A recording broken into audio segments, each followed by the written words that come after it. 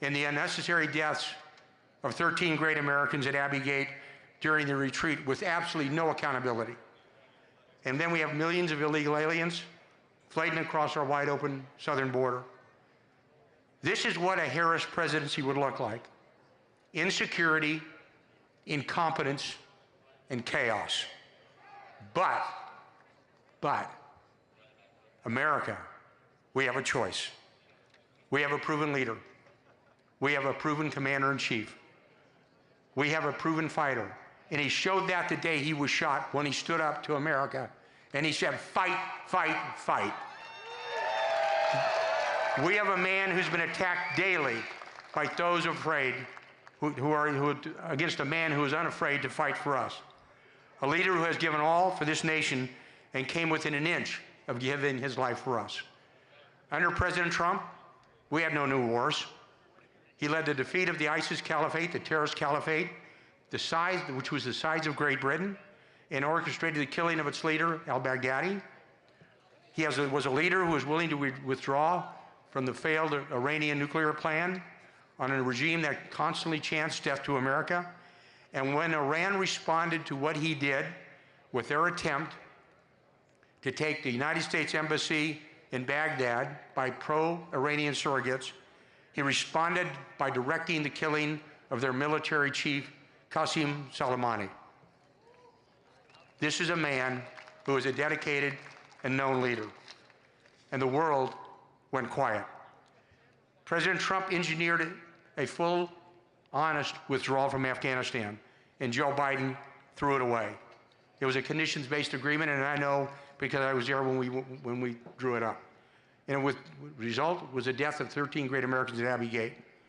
And who was the last one in the room, because she has said it, when she advised President Biden? It was Kamala Harris. She was the last one.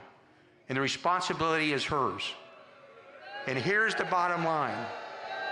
When they brought home those 13 great Americans, it was called a dignified transfer. When they brought them home to Dover Air Force Base, she was not even there. And again, when Syria used nerve gas on their civilians, President Trump sent a message to the Middle East by putting 57 Tomahawk land attack missiles on the air base.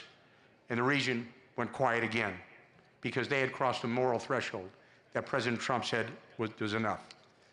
And President Trump reminded the world in his final State of the Union, and he meant it, when he said, if you attack an American, didn't say kill. He said, if you attack an American, your life is forfeit. And if you go back and look, just a few months later, some bandits in Niger took a single American hostage, Philip Walton. We sent SEAL Team 6 to Africa. They killed the 6 bandits, and they retrieved Mr. Walton, a single American. That's a president. That's a president who has protected you. He has protected me. He's protected our families, and he's fought to protect us. And now it's our time. It's our time to fight for him. And you must fight, fight, fight for Donald J. Trump this year. God bless you. God bless America. God bless our fighting troops. Thank you all. Let freedom ring. Let the white dove sing. Let the whole world know that today is the day of a reckoning. Let the weak be strong. Let the right be wrong. Roll the stone away. Let the guilty pay. It's Independence Day.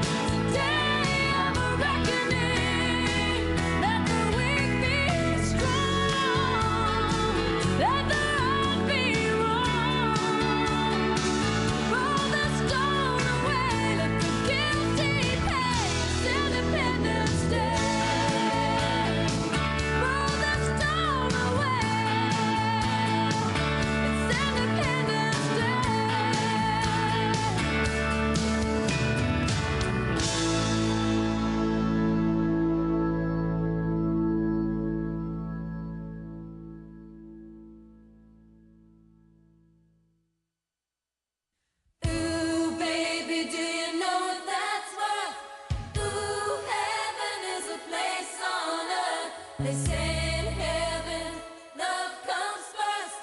We'll make heaven a place on earth. Ooh, heaven is a place on earth.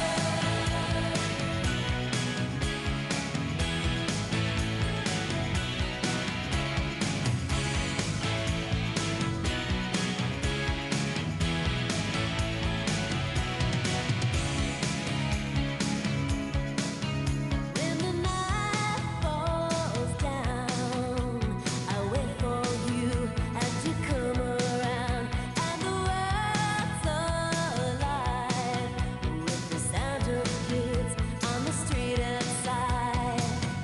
When you walk into the room, you pull me close and we start to move, and we're spinning with the stars above, and you lift me up in a web of love. Ooh, baby, do you know what that's worth? Ooh, heaven is a place on earth. They say in heaven, love comes first. We'll make heaven a place on earth. Ooh, heaven is a place on earth. When I feel alone, I reach for you and you bring me home. When I'm lost at sea, I hear your voice and it carries me. In this world we're just beginning to understand the miracle of living. Baby, I was afraid before, but I'm not afraid anymore. Baby, do you know what that's worth? Ooh, heaven is a place on earth. They say in heaven, love comes first. We'll make heaven a place on earth. Ooh, heaven is a place on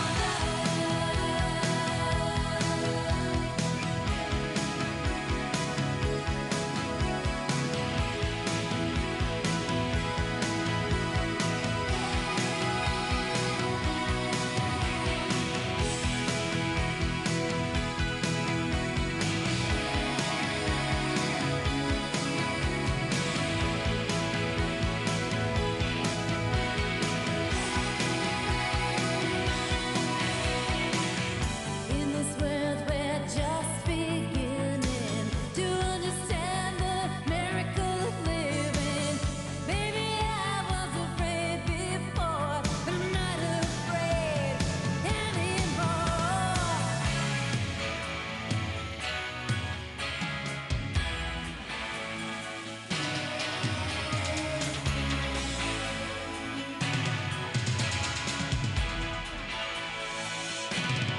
Ooh, baby, do you know what that's worth? Ooh, heaven is a place on earth. They say in heaven, love comes first. We'll make heaven a place on earth. Ooh, heaven is a place on earth. Ooh, heaven is a place on earth. Ooh, heaven is a place on earth. Ooh, heaven is a place on earth.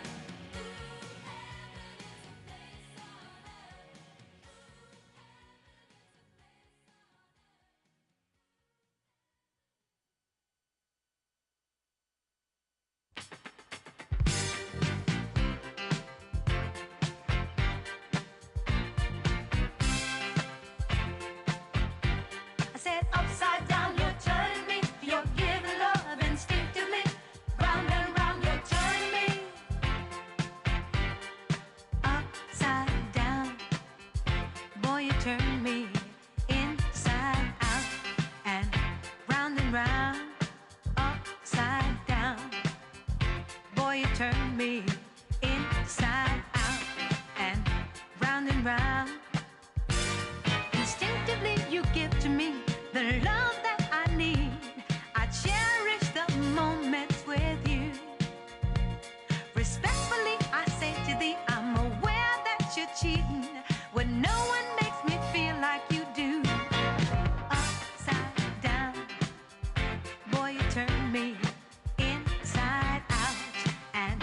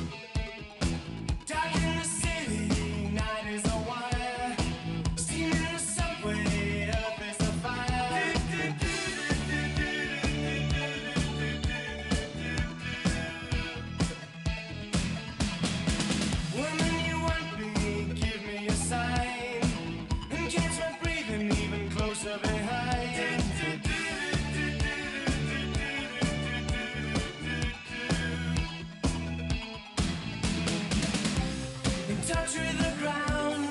I'm on the hunt, I'm after you. Smell like a sound, I'm lost in a crowd. And I'm hungry like the wolf. Straddle the line, in discord and rhyme. I'm on the hunt, I'm after you. Mouth is alive, juice is like wine. And I'm hungry like the wolf. Stalk through the forest, too close to hide. I'll be upon you by the moonlight side.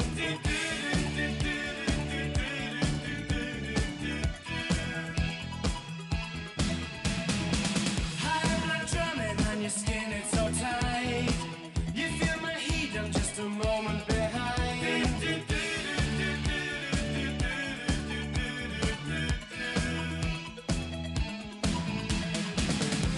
In touch with the ground, I'm on the hunt, I'm after you.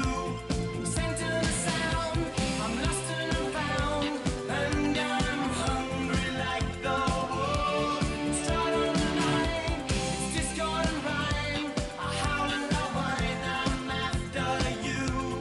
Mouth is alive, I'm running inside. And I'm hungry like the wolf.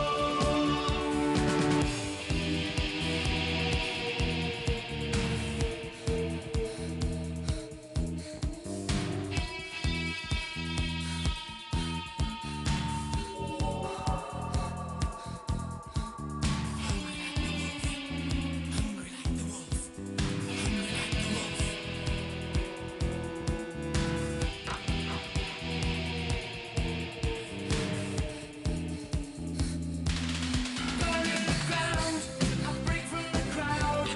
I'm on the hunt, I'm after you. I smell like a sound, I'm lost and I'm found. And I'm hungry like the wolf. Stride on the line, it's discord and rhyme. I'm on the hunt, I'm after you.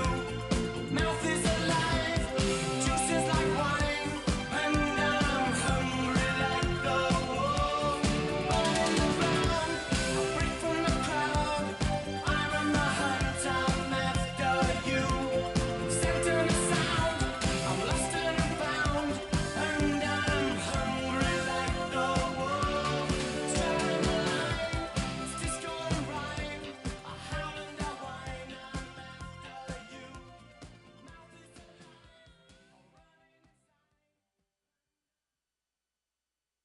is DJ Khaled. Hey. Yeah. All I do is win, win, win, no matter what. Got money on my mind, I can never get enough. And every time I step up in the building, everybody hands go up. And they stay there, and they say yeah, and they stay there. Cause all I do is win, win, win. And if you going in, put your hands in the air, make them stay there. Ludacris going in on the verse, cause I never been defeated and I won't stop now. Keep your hands up, get them in the sky for the homies that ain't making it, my folks locked down. I never went nowhere, but they saying Luda's back. Blame it on that contour, the hood call it Luda yak. And I'm on this foolish track, so I spit my foolish flow. My hands go up and down, like strippers' booties go. My verses still be serving, tight like a million virgins. Last time on a college remix, now I'm on the original version. Can't never count me out, y'all better count me in. Got 20 bank accounts, accountants count me in. Make millions every year, the South's champion. Cause all I do, all I do is win, win, win, no matter what. Got money on my mind, I can never get enough. And every time I step up in the building, everybody hands go up. And they stay there, and they say yeah, and they stay there. Up, down, up, down. Cause all I do is win, win, win. And if you going in, put your hands in the air, make them stay there. Swerving in my low-low, head on a swivel, you know serving me's a no-no. Clean as a whistle as I pull out in my Rolls Royce. Yellow bone passenger, they see it, they say, oh boy. Tell Kelly back it up, my call me loco. Down for armed trafficking, don't make me pull that. Ask you what you laughing at, represent that mud life. Dirty money, better get your mud right. We come together holding hands and holler hood like. We all strapping all black, it's like, hey. All we do is win. You riding to what? Cause we riding tonight. Now you riding with me cause you wasn't riding. All I do right. is win, win, win, no matter what. Got money on my mind, I can never get it up. And every time I step up in the building, everybody hands go up. And they stay there, and they say yeah, and they stay there. Up, down, up, down. Cause all I do is win, win, win. And if you going in, put your hands in the air, make them stay there. Heat in the kitchen, hot on the stove, water getting boiled. Being sold, Snoopy in the hootie, system overload. I've been running this rap game since I was 20 years old. I hung with the worst of them, bust till I burst them up, floss them up, toss them up, harder work, close them up. Pardon me, I'm bossing up, brace you up, bless you, bro, don't mess with us.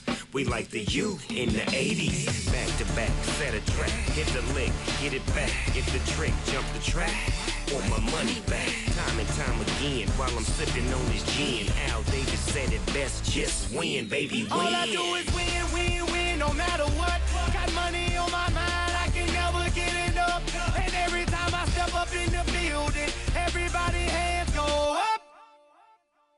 And they stay there, and they say yeah, and they stay there.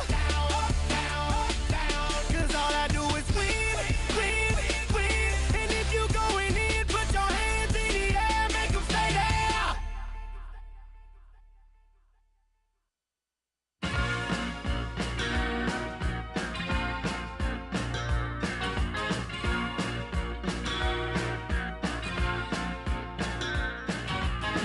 You can never know what it's like. Your blood like winter freezes just like ice. And there's a cold and lonely light that shines from you. You wind up like the wreck you hide behind that mask you use. And did you think this fool could never win? Well, look at me, I'm coming back again. I got a taste of love in a simple way. And if you need to know while I'm still standing, you just fade away. Don't you know I'm still standing better than I ever did? Looking like a true survivor, feeling like a little kid. And I'm still standing after all this time, picking up the pieces of my life without you on my mind. I'm still standing. Yeah, yeah, yeah. I'm still standing.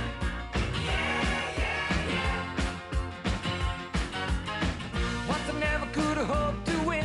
You're starting down the road, leaving me again. The threats you made were meant to cut me down. And if my love was just a circus, you'd be a clown by now. And no, I'm still standing better than I ever did. Looking like a true survivor, feeling like a little kid. I'm still standing after all this time, picking up the pieces of my life without you on my mind. I'm still standing. Yeah, yeah, yeah. I'm still standing. Yeah, yeah, yeah.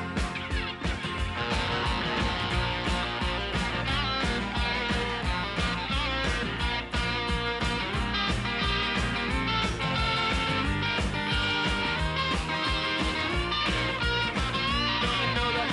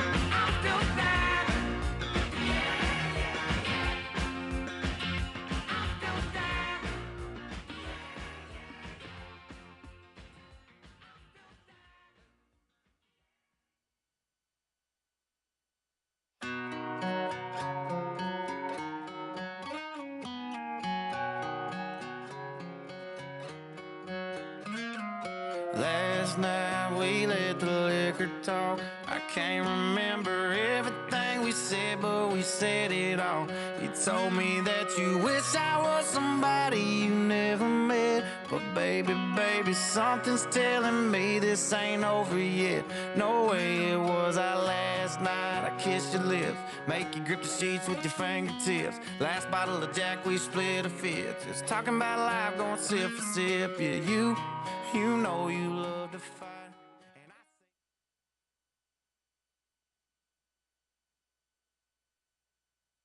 Ladies and gentlemen, please welcome the next Vice President of the United States, Senator JD Vance.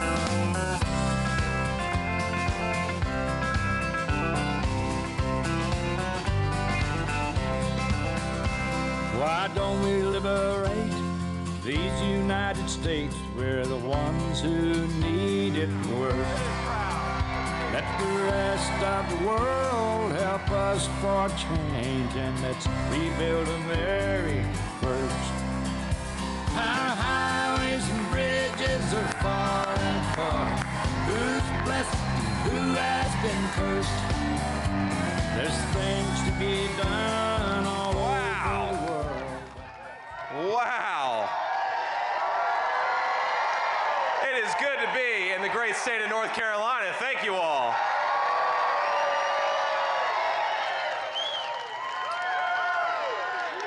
Now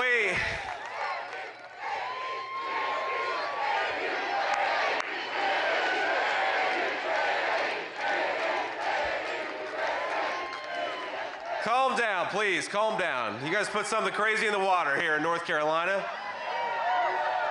Well, I have a message.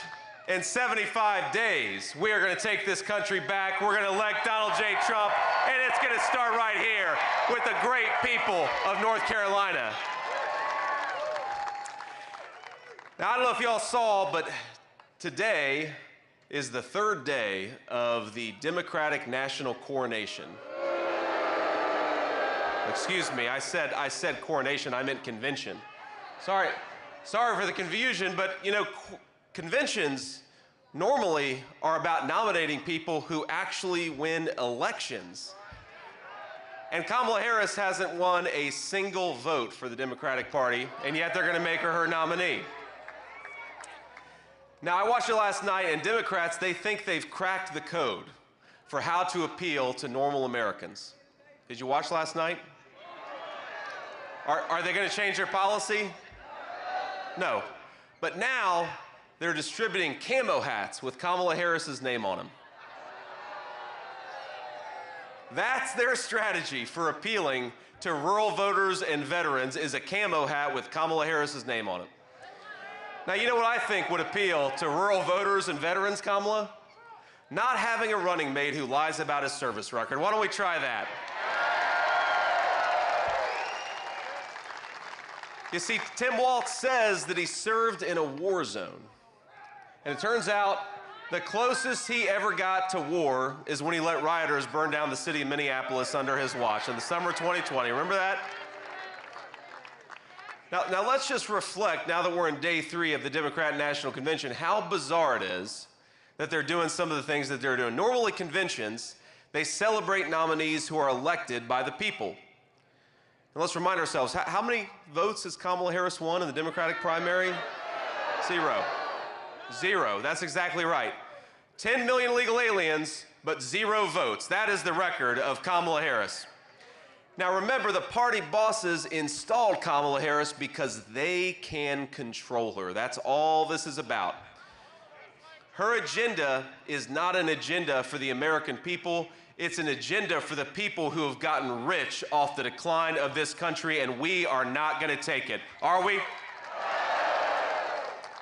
Now remember, it was her donors, it was Kamala Harris's donors who got rich when we shipped millions of manufacturing jobs off to China and other countries. Americans, we got poor. Her donors got rich when America printed trillions of dollars to fund her green scam policies, but Americans, we paid higher prices for groceries and housing because of it.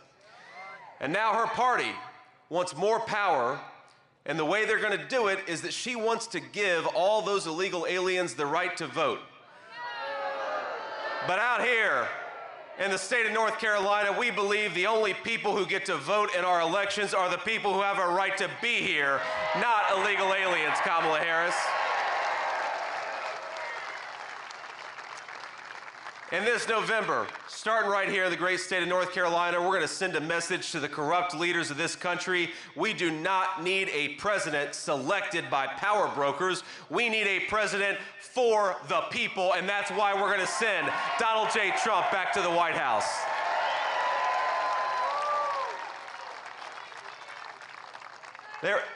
There is so much at stake in this election. Think of everything that this country has endured over the last 4 years of Kamala Harris's broken leadership.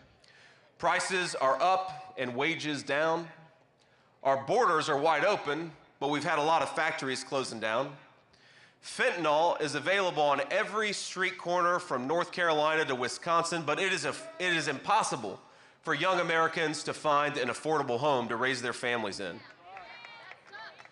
Now, Donald J. Trump represents something that so many in this country need right now, and I think it's important to recognize that we need hope in the United States of America.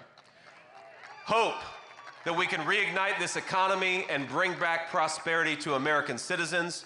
Hope that we can raise our kids in secure neighborhoods and safe streets. Hope that we can renew the patriotism that binds us as a country together, one nation under God.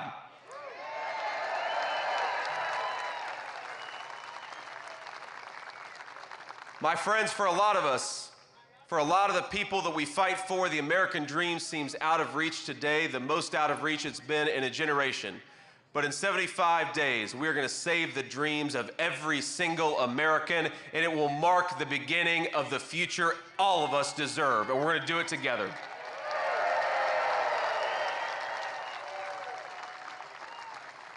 Now, we're here to talk about national security today, and saving the American dream, let's be honest, it starts with peace. Peace in our neighborhoods, peace in our cities, and peace at the southern border. Lord willing, we bring back the leadership of Donald J. Trump, we're going to have peace all over the entire world. He did it once before, and I think he's going to do it again. Now, if we don't have safety for our families, if we don't have security for our country, we don't have anything. And I'm a firm believer that when we talk about national security starts right here at home, right here in the great state of North Carolina. And there's been no greater area where Kamala Harris has failed to deliver peace and national security than at the American southern border. It is a disgrace, my friends. I cannot believe how bad it is. Now, the media will lie to you and tell you that she was never the border czar. You heard that? Even though they all said she was the border czar for 3.5 years. And remember that as border czar, Kamala Harris has allowed a literal invasion of this country, more than 10 million illegal aliens, and she's refused to deport the people who are already here. So that makes about 25 million illegal aliens that are in this country right now. Now, our brave Border Patrol officers, they plead, they beg for her support. I was down there at the southern border and I saw it. Giant sections of President Trump's border wall sit right there, rusting, waiting to be installed, but she refuses to do her job. And you think it's bad now? If we give Kamala Harris a promotion and make her the President of the United States, the southern border is going to look like Walmart on Black Friday, ladies and gentlemen. It's going to be no good, no fun at all. Now, while she offers amnesty for the people who've broken our laws, we have a different message. President Trump and I have a different message to all the criminal illegals who flooded across Kamala's wide open southern border.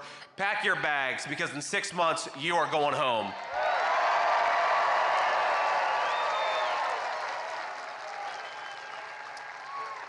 Now, just weeks ago, I actually visited the southern border, which means that I've visited the southern border more than our borders are Kamala Harris. I saw where little girls are trafficked by the drug cartels, some of the most vile people in the world taking advantage of innocent little children and making money off of them. I met a rancher who endured violent criminals raiding his land. Just a rancher in Arizona trying to get by. and I see the desperation of families torn apart by the fentanyl and all the other poison the cartels are bringing into our country. Now, I know the hurt of that poison very personally. A lot of you know my story.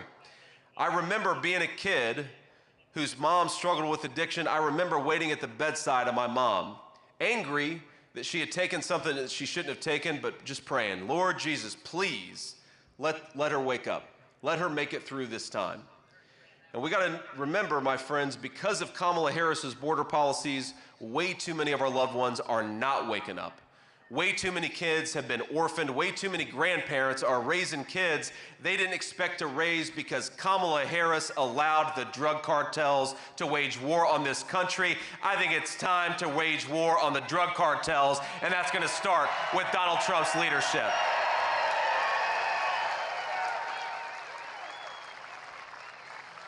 Now, the president's going to be here in just a few minutes, but I almost feel bad for him. Because this is not the first time that Donald Trump is going to have to clean up somebody else's mess. Now remember, in 2016, he took over from Barack Obama, who let ISIS spread mayhem all over the world. Then Trump came along, and in a couple weeks did what the media said could not be done. He wiped him off the face of the earth.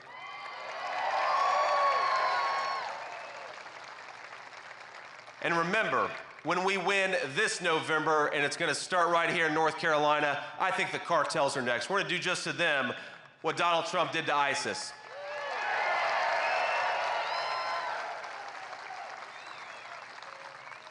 Now, I will admit it is hard to make sense of Kamala Harris's foreign policy, especially when she explains it like a third grader who didn't study for a class presentation. Have you ever seen Kamala talk about the Ukraine-Russia war? I'd recommend you go and see it, but wait until November, because you're going to lose about 20 IQ points when you watch Kamala Harris talk about Russia and Ukraine, and we need that over the next few months. We need you guys in top form, so don't watch it just yet. But she'll say, well, Ukraine is a country in Europe, and Russia's a country in Europe. And then you say, okay, well, what comes next, Kamala? And the answer is nothing comes next because she doesn't know what the hell she's talking about. But if you want to give her the benefit of the doubt and understand her foreign policy, remember that she bragged on CNN about playing a key role in the disastrous withdrawal from Afghanistan. Now, that was before 13 innocent service members died at the Kabul airport. That was about 3 years ago to the day. That was before the world witnessed panicked civilians cling to the sides of retreating American airplanes. And that was before they gave the Taliban billions of dollars paid for by you, billions of dollars of helicopters, planes, Humvees, and artillery. It was the worst humiliation this country has endured since the fall of Saigon, and Kamala Harris says she's proud of what she did. It was treason, and is it any wonder that Putin then invaded Ukraine on her watch? Or that Iran attacked Israel on her watch? Or that this very moment China is ramping up its aggression against Taiwan on her watch? When Kamala Harris walks in the room, America's enemies sense weakness. And that's why we have got to fire Kamala Harris, not give her a promotion.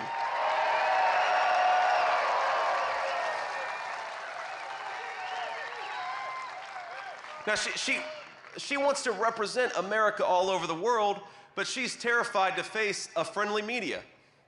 Does anyone think that the person who runs from the friendly American press could stand up to Vladimir Putin or Kim Jong-un or Xi Jinping?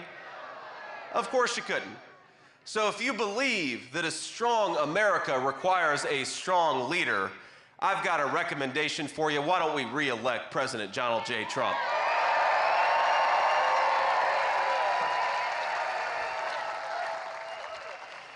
And while we're on the topic, don't send her stolen valor sidekick. Send a former Marine. Send JD Vance to be vice president.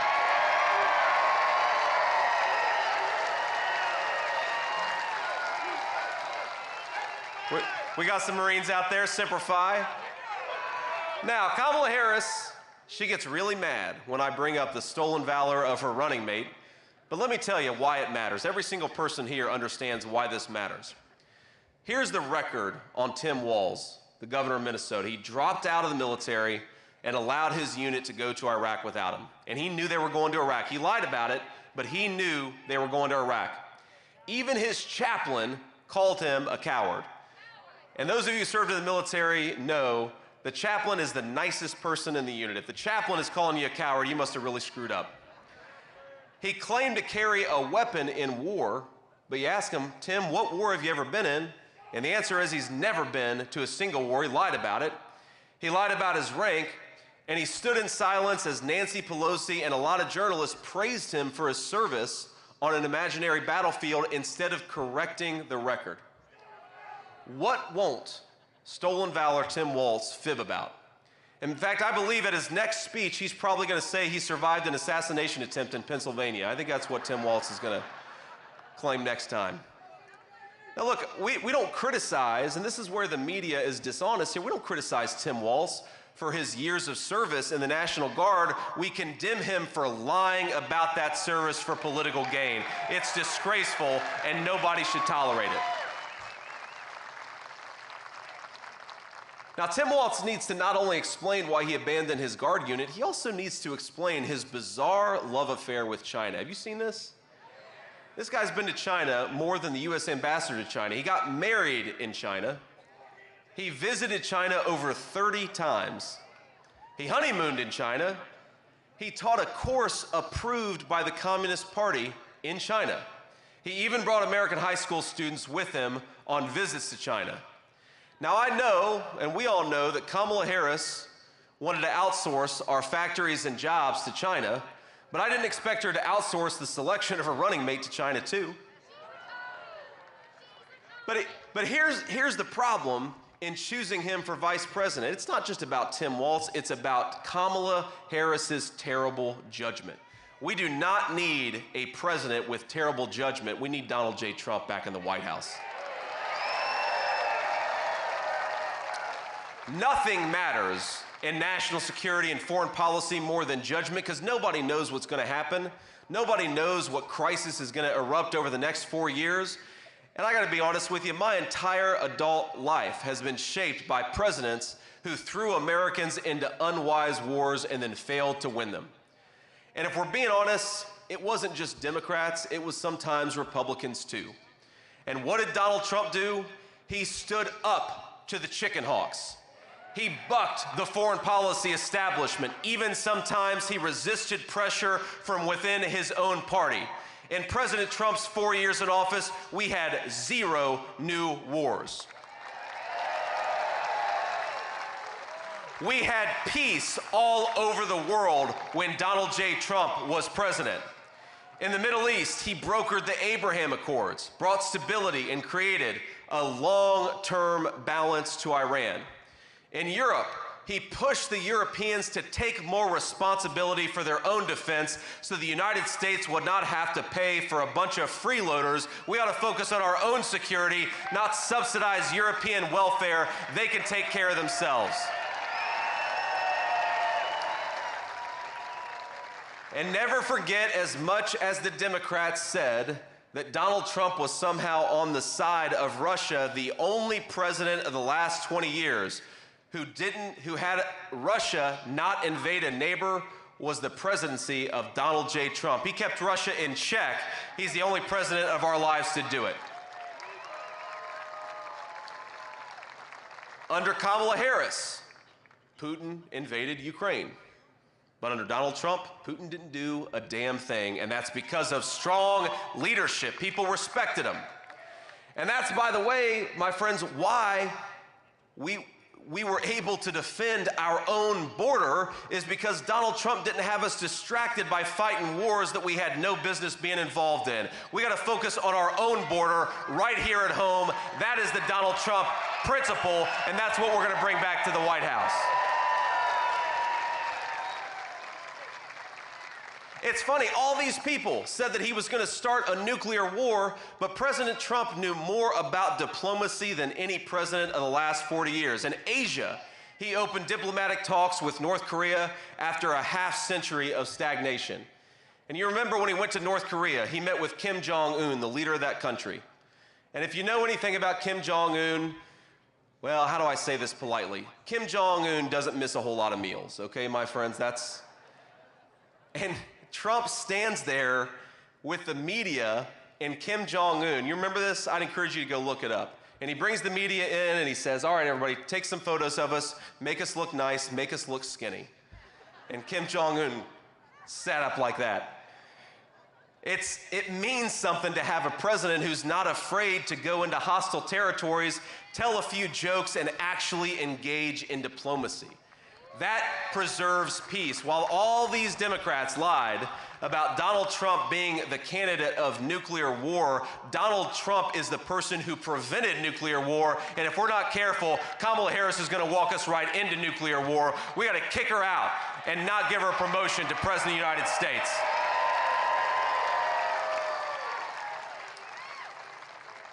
And maybe the most important thing Donald Trump did is he began the process of ending America's economic reliance on China. The most important thing, because Donald Trump understands economic security is national security.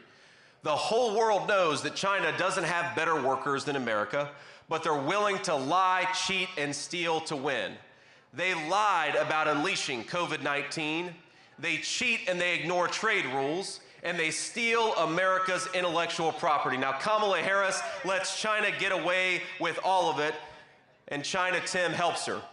Donald Trump isn't gonna let China steal a damn thing. He's not gonna let them steal our factories, not gonna let them steal our jobs, not gonna let them steal the American dream from American workers. Donald Trump will not allow America to be dependent on Chinese medicine for our children.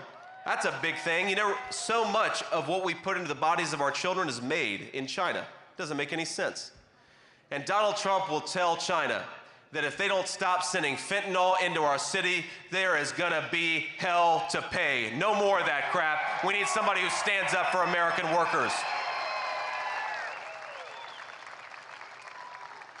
Now, the establishment loves to complain about President Trump's approach to diplomacy.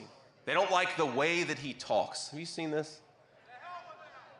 Why is it that our leaders are so careful with their words but so reckless with their actions? I prefer a different kind of statesmanship, one that stands up to the crowd, one that stands for American interests, and that pursues those interests ruthlessly but also carefully, with strong words and the strongest military in the world, but with great restraint to balance it out. Donald Trump's presidency was the first disruption to the failed consensus and the terrible consequences that it wrought. So I say, let him whine about Donald Trump's tweets. Because let's be honest, folks, mean tweets and world peace has a pretty nice ring to it. I think we ought to bring it right back.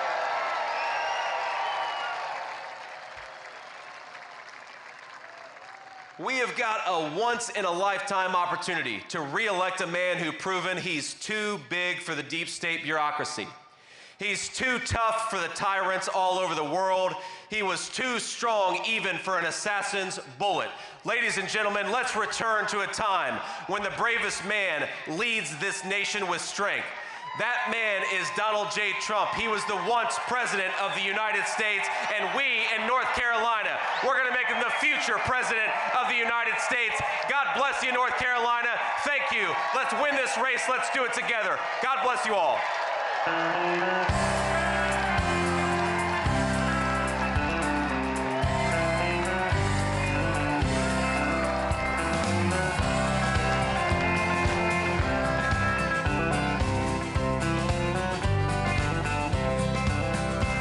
Why don't we liberate these United States? We're the ones who need it worst. Let the rest of the world help us for change, and let's rebuild America first. Our highways and bridges are falling apart. Who's blessed and who has been cursed? There's things to be done all over the world, but let's rebuild America first.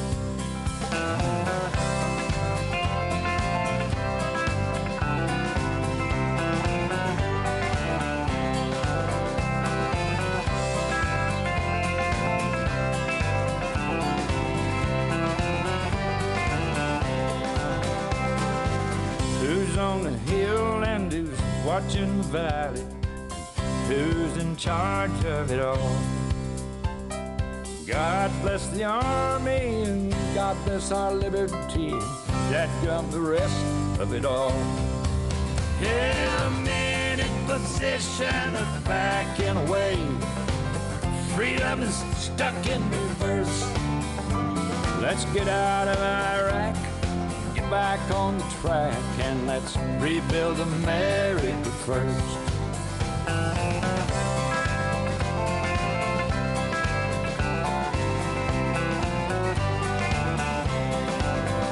Once more.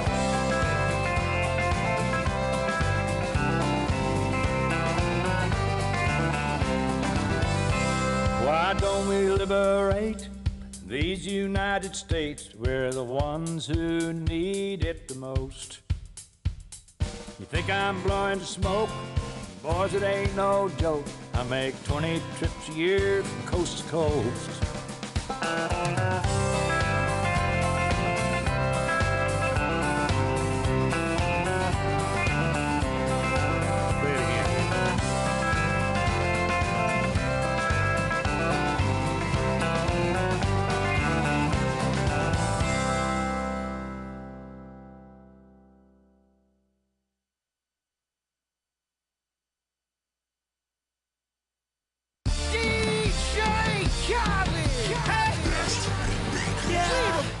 All I do is win, win, win, no matter what. Got money on my mind, I can never get enough. And every time I step up in the building, everybody hands go up. And they stay there, and they say yeah, and they stay there. Cause all I do is win, win, win. And if you going in, put your hands in the air, make them stay there. Ludacris going in on the verse, cause I never been defeated and I won't stop now. Keep your hands up, get them in the sky for the homies that ain't making it, my folks locked down. I never went nowhere, but they saying Luda's back. Blame it on that contour, the hood call it Luda yak. And I'm on this foolish track, so I spit my foolish flow. My hands go up and down, like strippers' booties go. My verses still be serving, tight like a million virgins. Last time on a college remix, now I'm on the original version. Can't never count me out, y'all better count me in. Got 20 bank accounts, accountants count me in. Make millions every year, the South's champion. Cause all I do, all I do is win, win, win, no matter what. Got money on my mind, I can never get enough. And every time I step up in the building, everybody hands go up. And they stay there, and they say yeah, and they stay there. Cause all I do is win, win, win. And if you going in, put your hands in the air, make them stay there. Swerving in my low, head on a swivel, you know serving me's a no-no. Clean as a whistle as I pull out in my Rolls Royce. Yellow bone passenger, they see it, they say, oh boy. Tell Kelly, back it up, my call me loco. Down for armed trafficking, don't make me pull that. Ask you what you laughing at, represent that mud life. Dirty money, better get your mud right. We come together holding hands and holler hood life. We all strapping all black, it's like life. All we do is win. You riding to what? Cause we riding tonight. Now you riding with me cause you wasn't riding. All I do is win, win, win, no matter what. Got money on my mind, I can never get enough. And every time I step up in the building, everybody hands go up. And they stay there, and they say yeah, and they stay there. Cause all I do is win, win, win. And if you going in, put your hands in the air, make them stay there. Heat in the kitchen, pot on the stove, water getting boiled. Being sold, Snoopy in the hookie, system overload. I've been running this rap game since I was 20 years old. I hung with the worst of them, bust till I burst them up, floss them up, toss them up, harder way, close them up. Pardon me, I'm bossing up, brace you up, bless you, bro, don't mess with us. We like the youth in the 80s, back to back, set a track, hit the lick, get it back, get the trick, jump the track, want my money back, time and time again, while I'm sipping on this gin. Al Davis said it best, just win, baby, win. All I do is win, win, win, no matter what. Got money on my mind, I can never get enough. And every time I step up in the building, and they stay there, and they say yeah, and they stay there. Down, down, down. 'Cause all I do is win, win, win. And if you going in, put your hands in the air, make them stay there.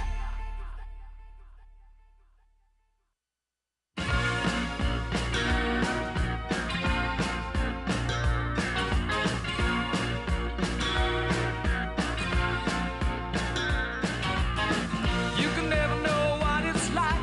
Your blood like winter freezes just like ice. And there's a cold and lonely light that shines from you. You wind up like the wreck you hide behind that mask you use. And did you think this fool could never win? Well, look at me, I'm coming back again. I got a taste of love in a simple way. And if you need to know while I'm still standing, you just fade away. Don't you know I'm still standing better than I ever did? Looking like a true survivor, feeling like a little kid. And I'm still standing after all this time, picking up the pieces of my life without you on my mind. I'm still standing. Yeah, yeah, yeah. I'm still standing. Yeah, yeah, yeah. Once I never could have hoped to win. You're starting down the road and leaving me again. The threats you made were meant to cut me down. And if my love was just a circus, you'd be a clown by now. And no, I'm still standing better than I ever did. Looking like a true survivor, feeling like a little kid.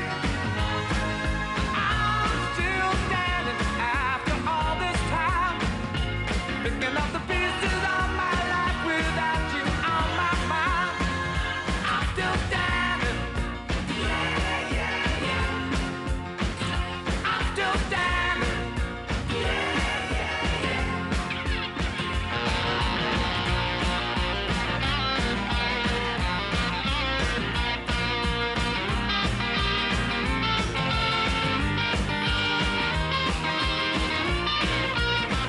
You know that I'm still standing better than I ever did.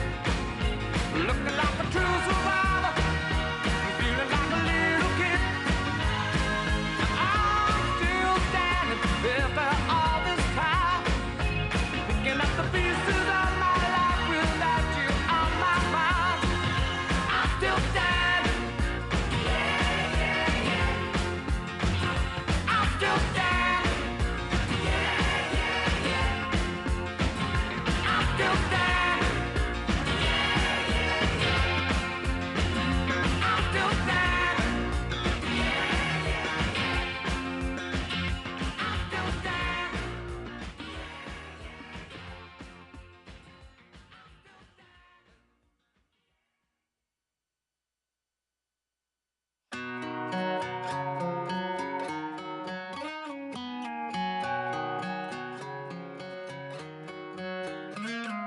Last night we let the liquor talk. I can't remember everything we said, but we said it all. You told me that you wish I was somebody you never met. But baby, baby, something's telling me this ain't over yet. No way it was our last night. I kissed your lips, make you grip the sheets with your fingertips. Last bottle of Jack, we split a fifth. Just talking about life, going sip for sip. Yeah, you know you love to fight, and I say shit I don't mean, but I'm still gonna wake up on you and me. I know that last night we let the liquor talk. I can't remember everything we said, but we said it all.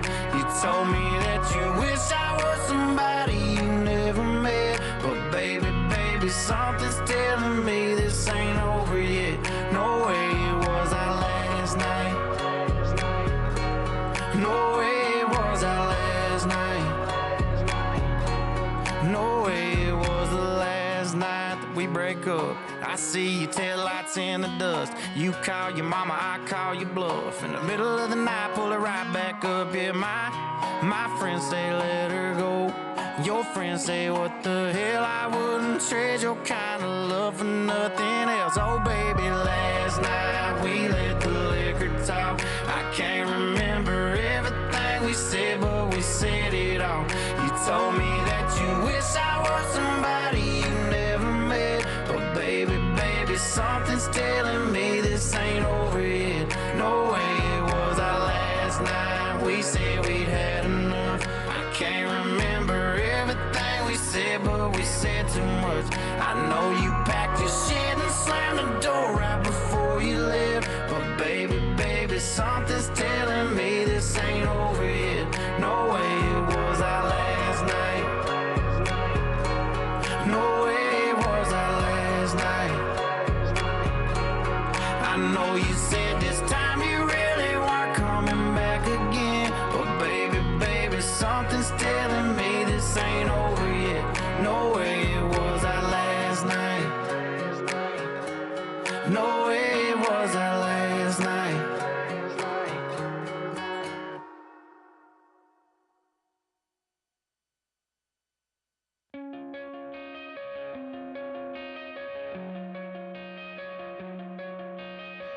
Coming out of my cage and I've been doing just fine. Gotta be down because I want it all. It started out with a kiss, how did it end up like this? It was only a kiss, it was only a kiss. Now I'm falling asleep and she's calling a cab while he's having a smoke and she's taking a drag. Now they're going to bed and my stomach is sick and it's all in my head, but she's touching his chest. Now he takes off her dress. Now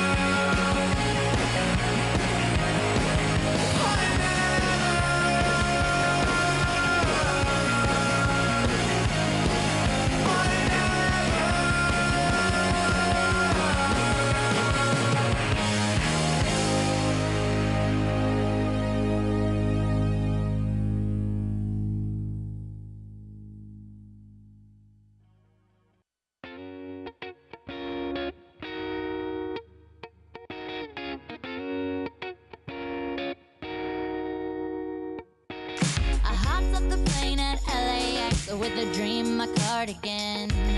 Welcome to the land of fame excess. Am I gonna fit in? Jumped in the cab, here I am for the first time. Look to my right and I see the Hollywood sign. This is all so crazy. Everybody seems so famous. My tummy's turning and I'm feeling kinda homesick. Too much pressure and I'm nervous. That's when the taxi man turned on the radio and a Jay-Z song was on. And the Jay-Z song was on. And the Jay-Z song was on. So I put my hands up to play my song. The butterflies fly away. Nodding my head like yeah. Moving my hips like yeah. Got my hands up to play my song. You know I'm gonna be okay. Yeah. It's a party in the USA. Yeah. It's a party in the USA. Get to the club in my taxi cab. Everybody's looking at me now. Like, who's that chick that's rocking kicks? She gotta be from out of town. So hard with my girls on around me. It's definitely not a Nashville party. Cause all I see is stilettos. I guess I never got the memo. My tummy's turning and I'm feeling kinda homesick. Too much pressure and I'm nervous. That's when the DJ dropped my favorite tune. And the Britney song was on. And the Britney song was on. And the Britney song was on. So I put my hands up to play my song. The butterflies fly away. Nodding my head like yeah. Moving my hips like yeah. Got my hands up to play my song. You know I'm gonna be okay. Yeah. It's a party in the USA. Yeah. It's a party in the USA. Feel like I've been on a flight back to my hometown tonight. Something stops me every time. The DJ plays my song and I feel alright. So I put my hands up to play my song. The butterflies fly away. Nodding my head like yeah. Moving my hips like yeah. Got my hands up to play my song. You know I'm gonna be okay. Yeah. It's a party in the USA. Yeah. It's a party in the USA. I put my hands up to play my song. The butterflies fly away. Nodding my head like yeah. Moving my hips like yeah. Got my hands up to play my song. You know I'm gonna be okay. Yeah. It's a party in the USA. Yeah. It's a party in the USA. Josie's on a vacation far away. Come around and talk it over. So many things that I wanna say. You know I like my girls a little bit older. I just wanna use your love tonight. I don't wanna lose your love tonight. I ain't got many friends left to talk to. Nowhere to run when I'm in trouble. You know I'd do anything for you. Stay alive but keep it undercover. I just wanna use your love tonight. Oh, I don't wanna lose your love tonight.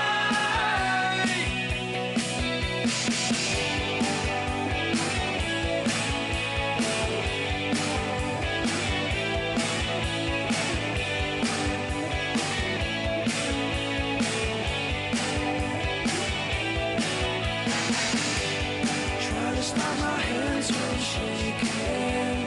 Something in my mind's not making sense. It's been a while since we were all alone. Looking at the way I'm feeling.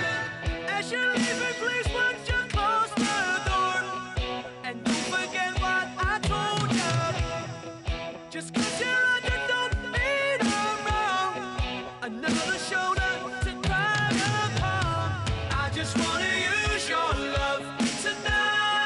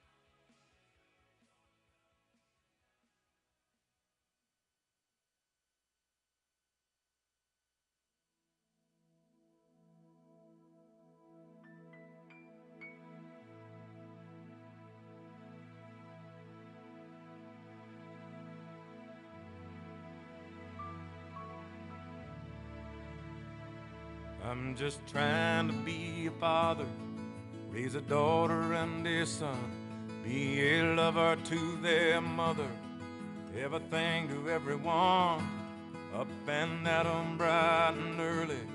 I'm all business in my suit. Yeah, I'm dressed up for success, from my head down to my boots.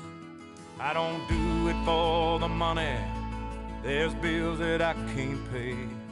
I don't do it for the glory, I just do it anyway.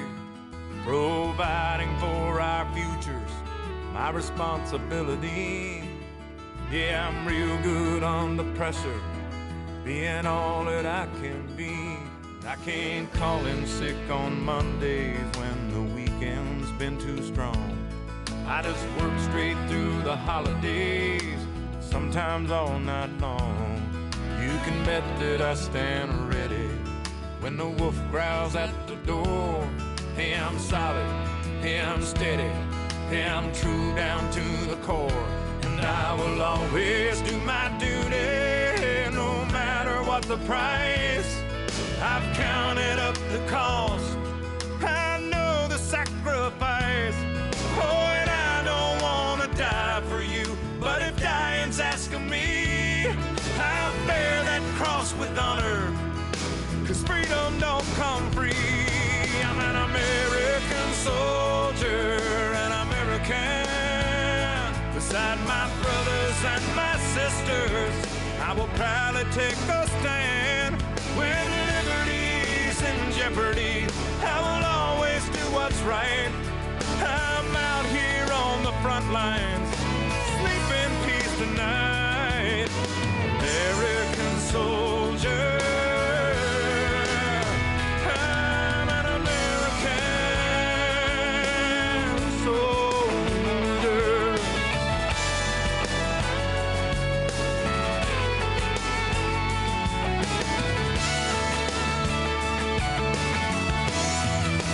Yeah, an American soldier, an American. Beside my brothers and my sisters, I will proudly take a stand. When liberty's in jeopardy, I will always do what's right. I'm out here on the front line, so sleep in peace tonight. American soldier, I'm an American, an American, an American soldier.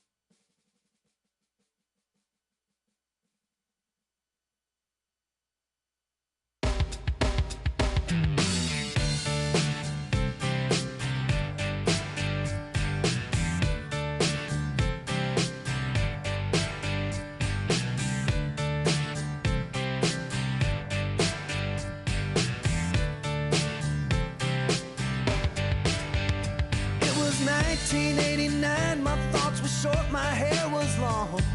Caught somewhere between a boy and man. She was 17 and she was far from in between. It was summertime in northern Michigan.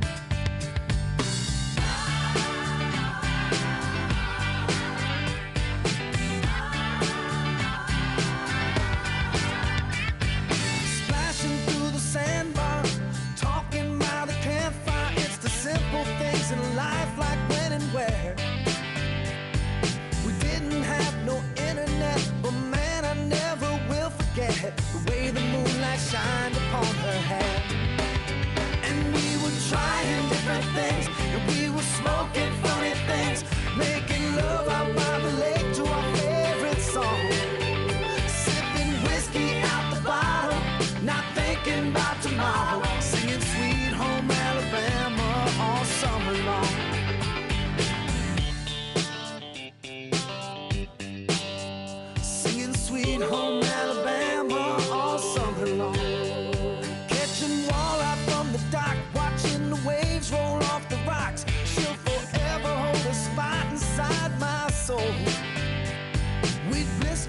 the sun. We couldn't wait for night to come to hit that sand and play some rock and roll. While we were trying different things, and we were smoking funny things, making love out by the lake to our favorite song.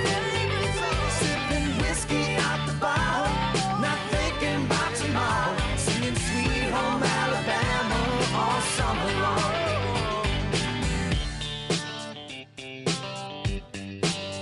Singing Sweet Home Alabama all summer long.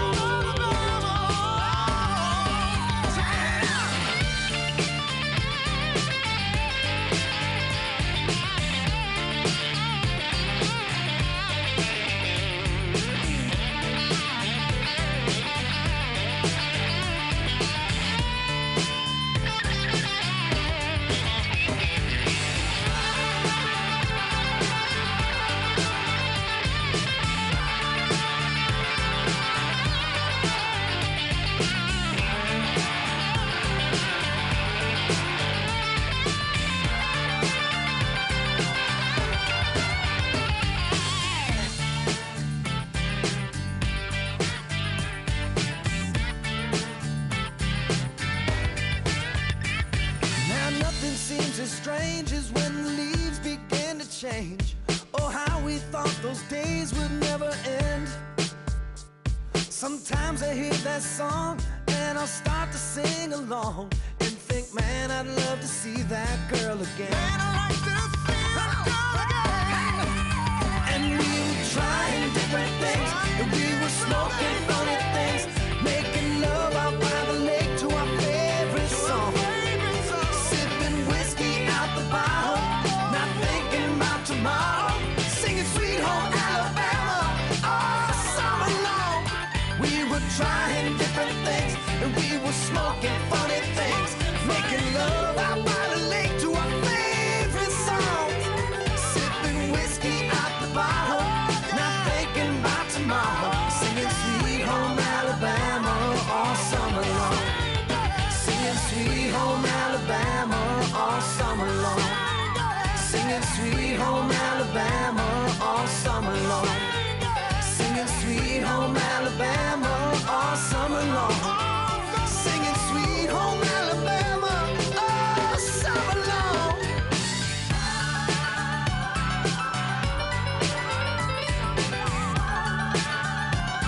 Singing about Sweet Home Alabama, yeah.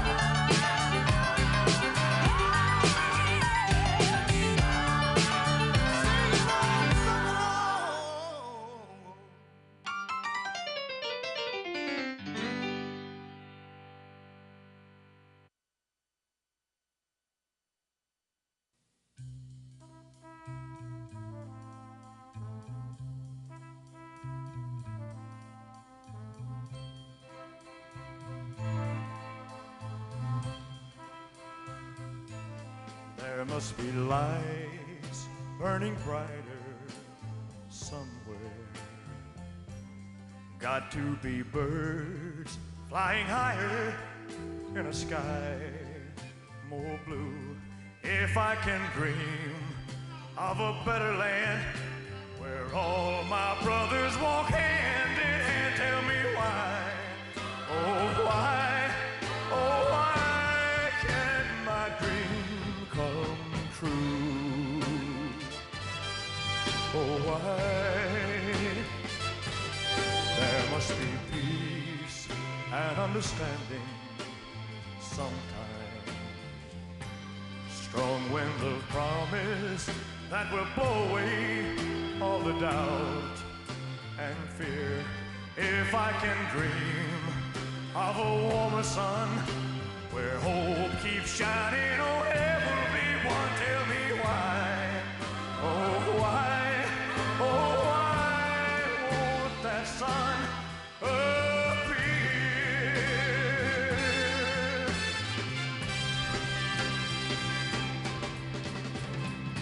We're lost in a cloud with too much rain. We're trapped in a world that's troubled with pain. But as long as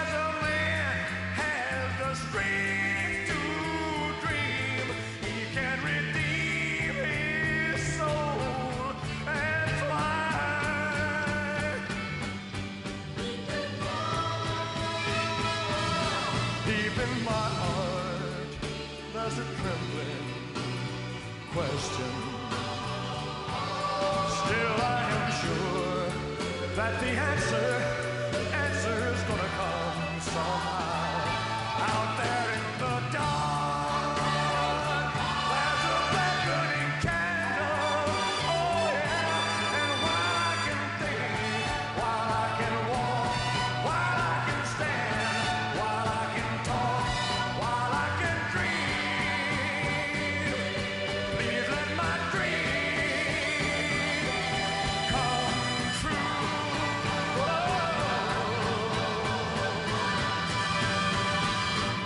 Right now, oh, let it come true right now.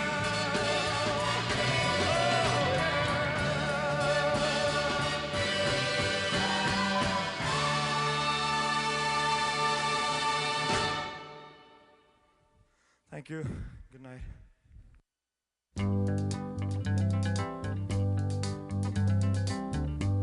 We're caught in a trap. I can't walk out because I love you too much, baby. Why can't you see what you're doing to me? When you don't believe a word I say,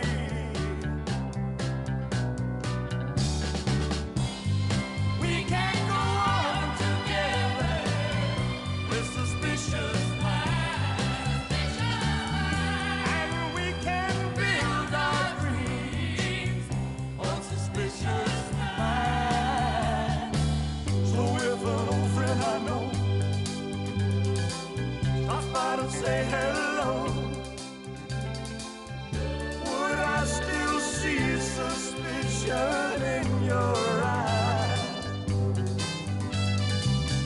Here we go again,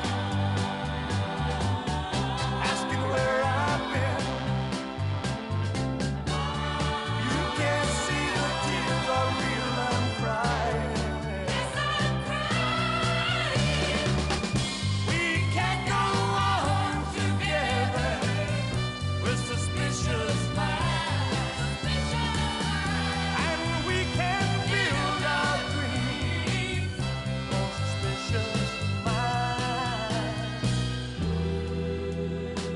Won't let our love survive, or dry the tears from your eyes. Let's don't let a good thing die. When, honey, you know I've never lied to you.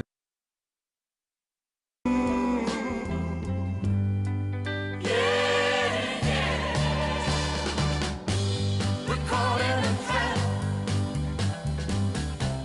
I can't walk out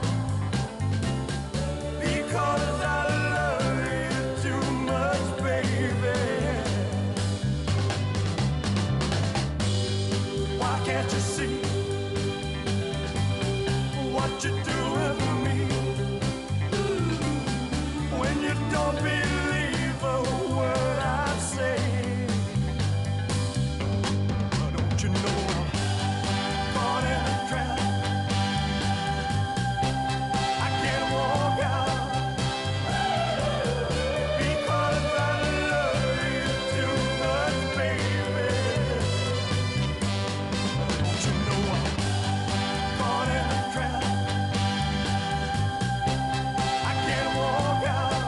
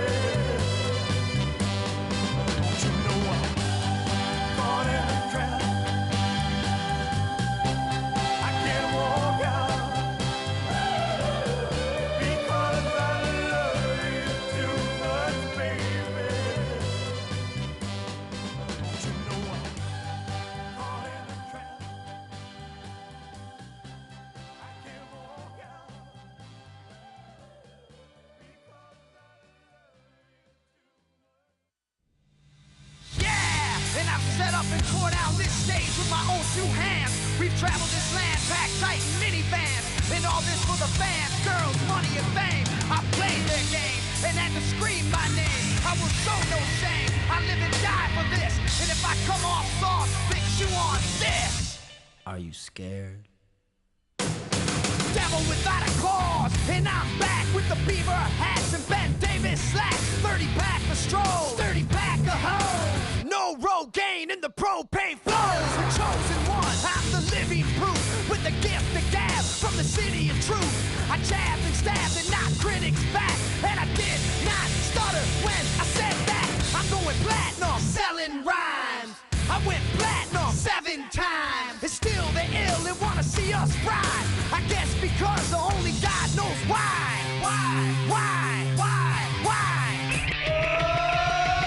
They call me cowboy, I'm a singer in black. So throw a finger in the air, let me see where you're at. Say, hey, hey. Let me hear where you're at. Say, hey, hey. I'm giving it back, so say, hey, hey. Show me some metal and say, hey, hey, hey, hey.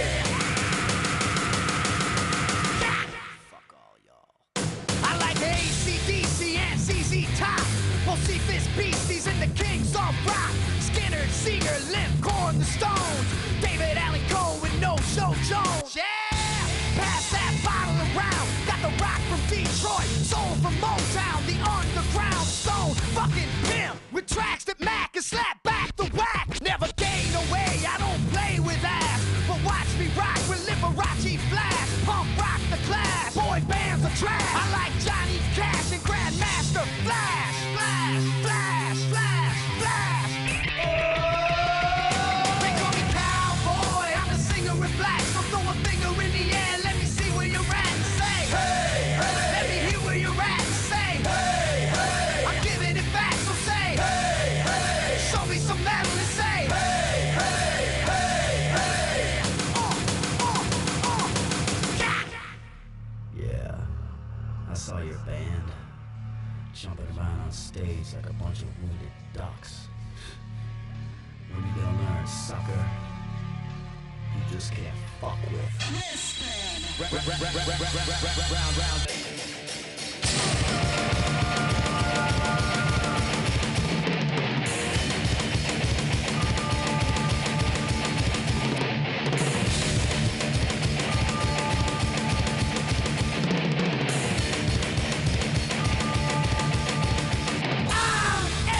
American badass, watch me kick. You can roll with rock or you can suck my dick. I'm a porno flick, I'm like Amazing Grace. I'm gonna fuck some hoes after I rock this place. Super fly, living double wide, sidecar my glide so Joe C can ride. Full sack to share, bringing flash and flare. Got the long hair, swinging middle finger in the air. Snakeskin suit, 65 Chevelle. See me ride and sin, hear the rebel yell. I won't live to tell. So if you do, give the next generation a big fuck you. Who knew I'd blow a black post warmer? Said fuck high school, pissed on my diploma. Smell the aroma.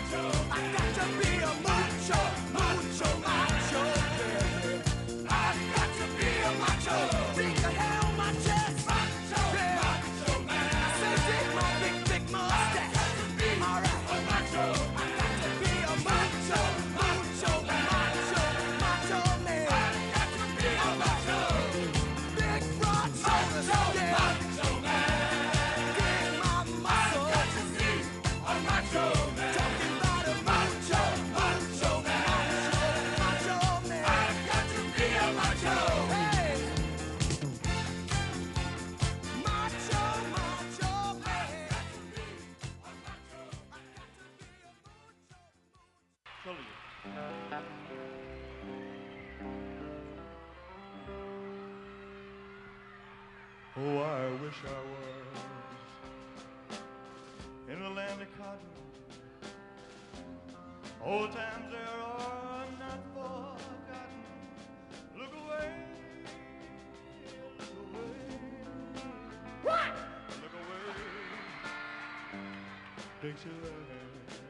Sing it, fella. You're on your own, man. Oh, I wish I was in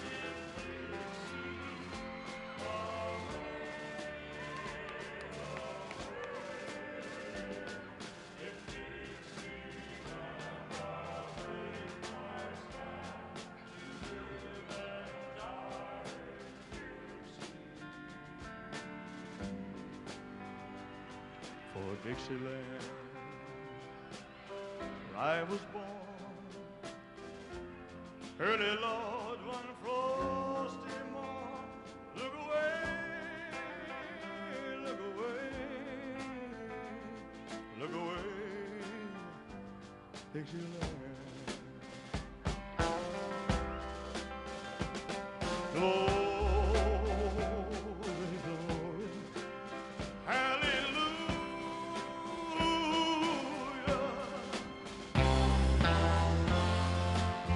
Glory, glory, hallelujah.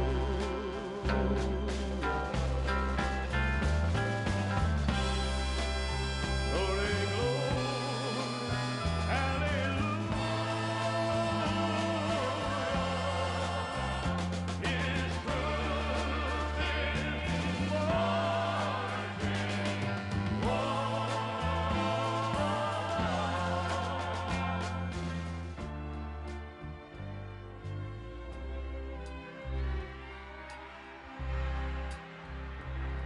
so hush, little baby, don't you cry.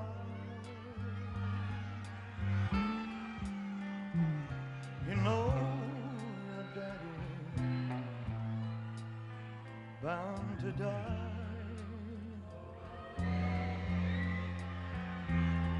but all my trials, Lord, soon be over.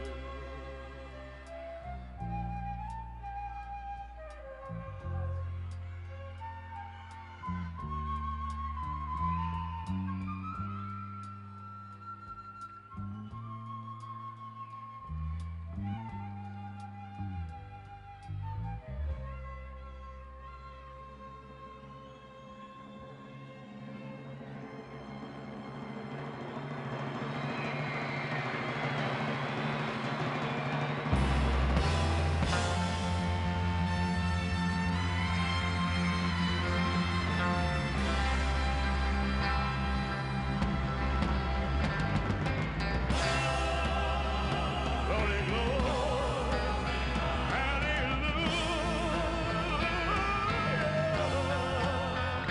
His truth is marching.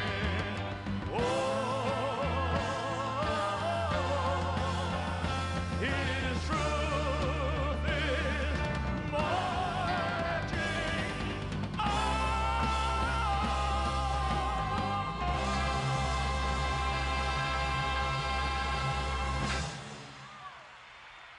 Thank you. Thank you so much. Thank you very much. You're beautiful. Thank you. Ladies and gentlemen, please welcome the next Vice President of the United States, Senator JD Vance.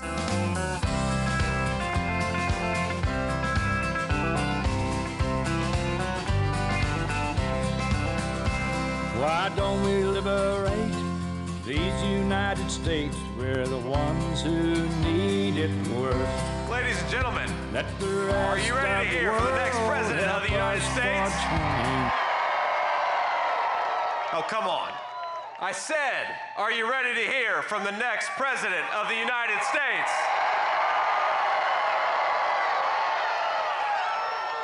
Let's remember, 8 years ago, Donald Trump had everything you could want: fame, fortune, family, friends. He gave the easy life up so that we could get our country back. He traded everything for an unjust persecution, for slander, for scorn, so that we could save the United States of America. Now, they couldn't beat him at the ballot box, so they tried to bankrupt him.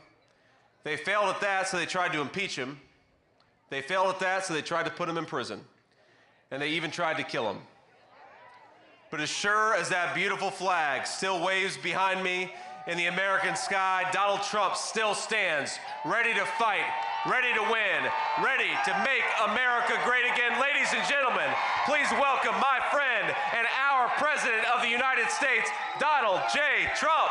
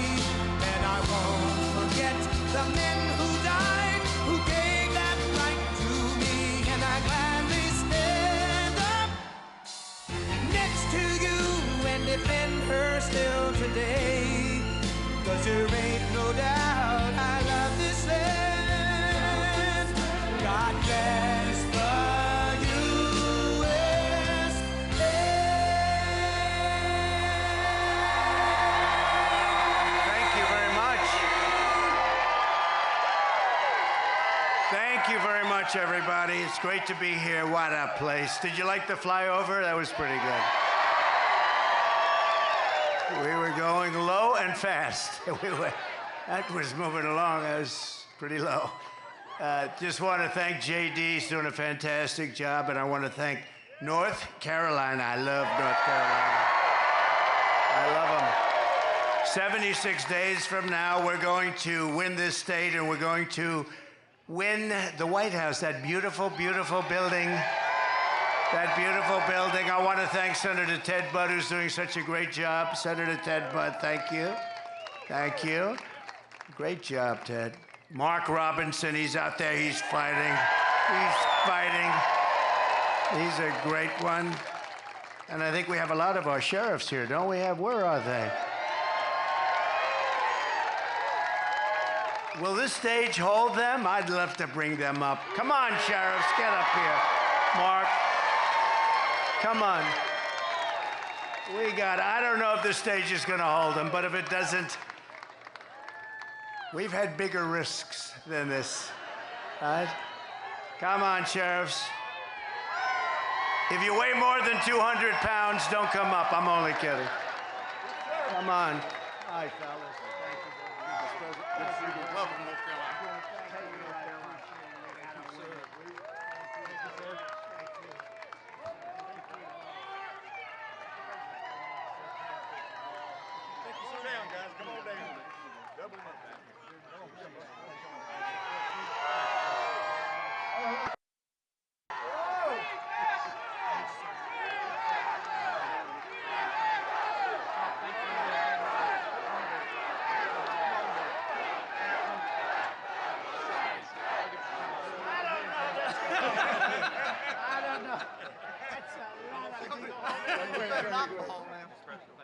I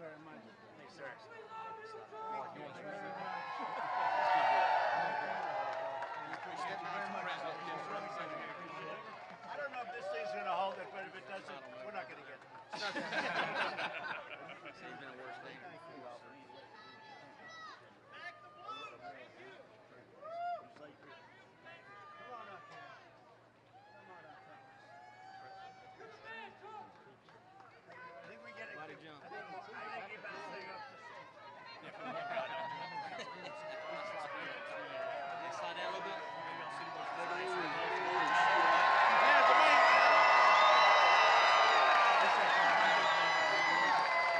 Just so you know, these are great people, but I want to get them the hell off the stage because I guarantee they didn't have this in mind when they built this.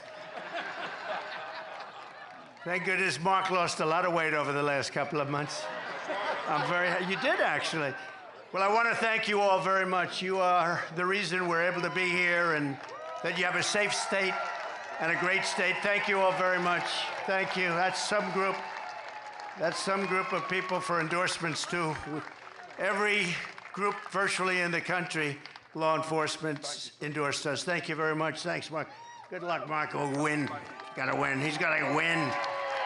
Gotta win. He's a good man. Thank you.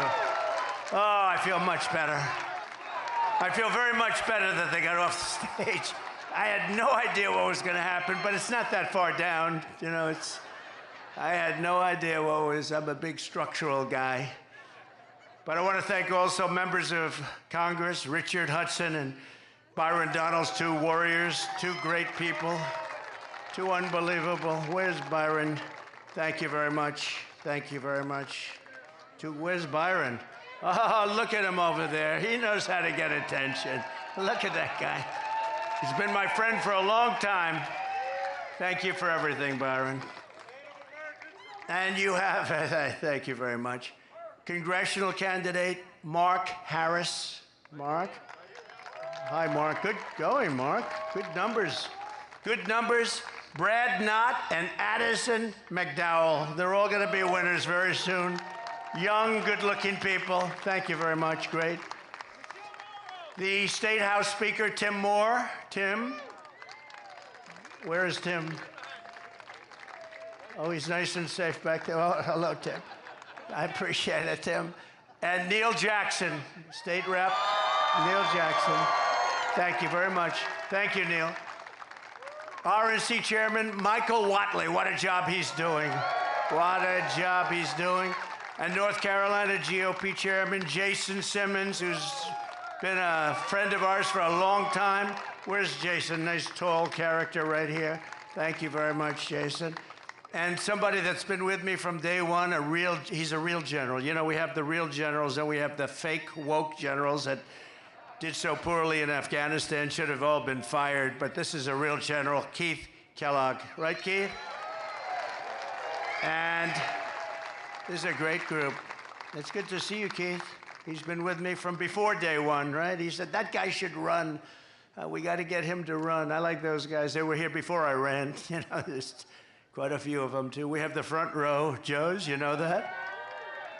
And very importantly, we have the most magnificent women. First time, you know, they travel all over the country to be with us for rallies. They're at close to a couple of hundred rallies. I don't know what their husbands are doing about this. This is a little crazy. Look how beautiful.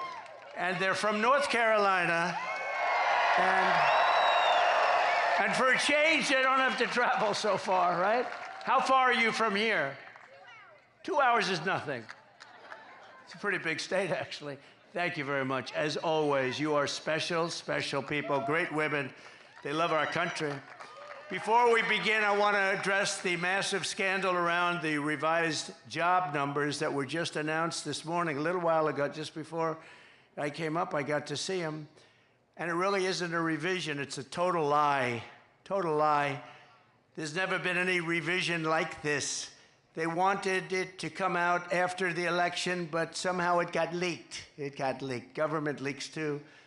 The Harris-Biden administration has been caught fraudulently manipulating job statistics to hide the true extent of the economic ruin that they've inflicted on America.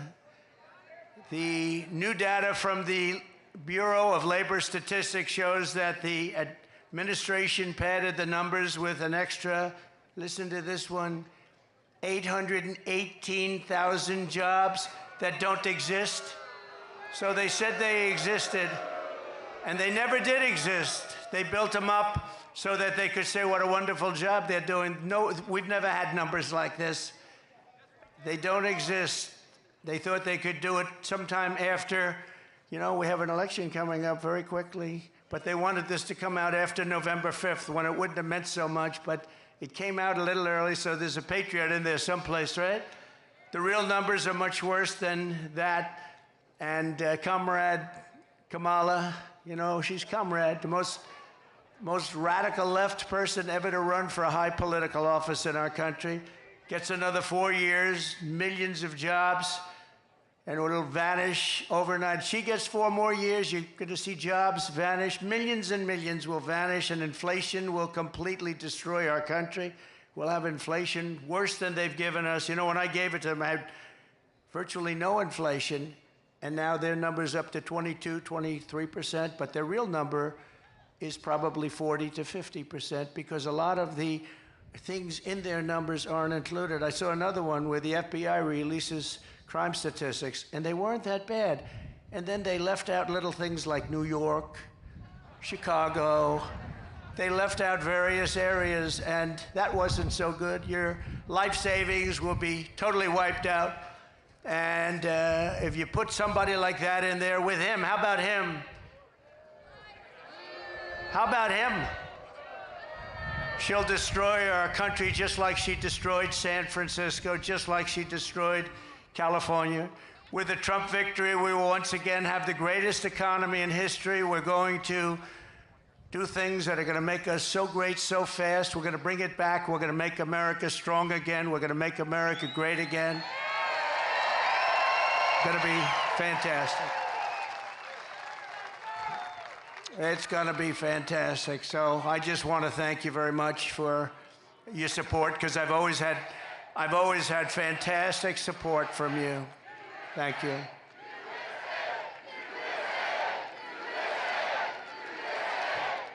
Thank you very much.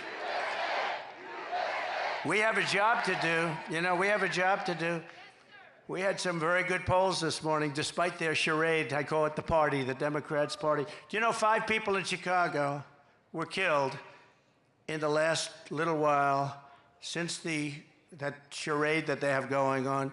They mentioned my name, I think, 271 times. They mentioned the economy like 12 times. They mentioned the border, maybe none. They don't talk about the border. Our great border czar doesn't talk about the border. But they mentioned me more than any other category. I'm now a category. They had me down today as a category. That's all they talk about. Trump. We've driven them crazy. They have Trump derangement syndrome. We've driven them crazy, and they should be driven crazy. They've done a terrible job for our country in every single way. There's not a thing they've done well except cheat and lie. They lie about stats. No, they lied about the crime numbers. The crime numbers didn't look bad. Then they found out that many of the worst places weren't included in the numbers. And that was done by the FBI, which is sad.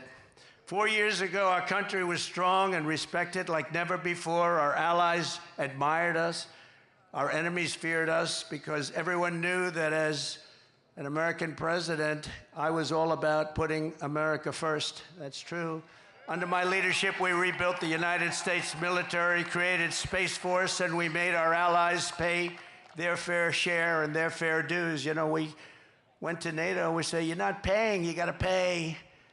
If you remember, President Bush would go and he'd make a speech. Obama would go, he'd make a speech. They all made speeches. This one didn't even make a speech, this last one. But I went, I said, nobody's paying, you gotta pay.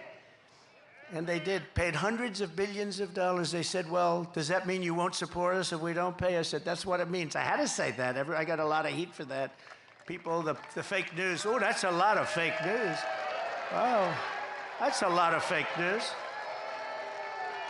No, the fake news gave me a hard time for that. The fake news was saying, what a terrible thing to say to our allies. Our allies weren't paying. And I said, you gotta pay. We were paying for everybody.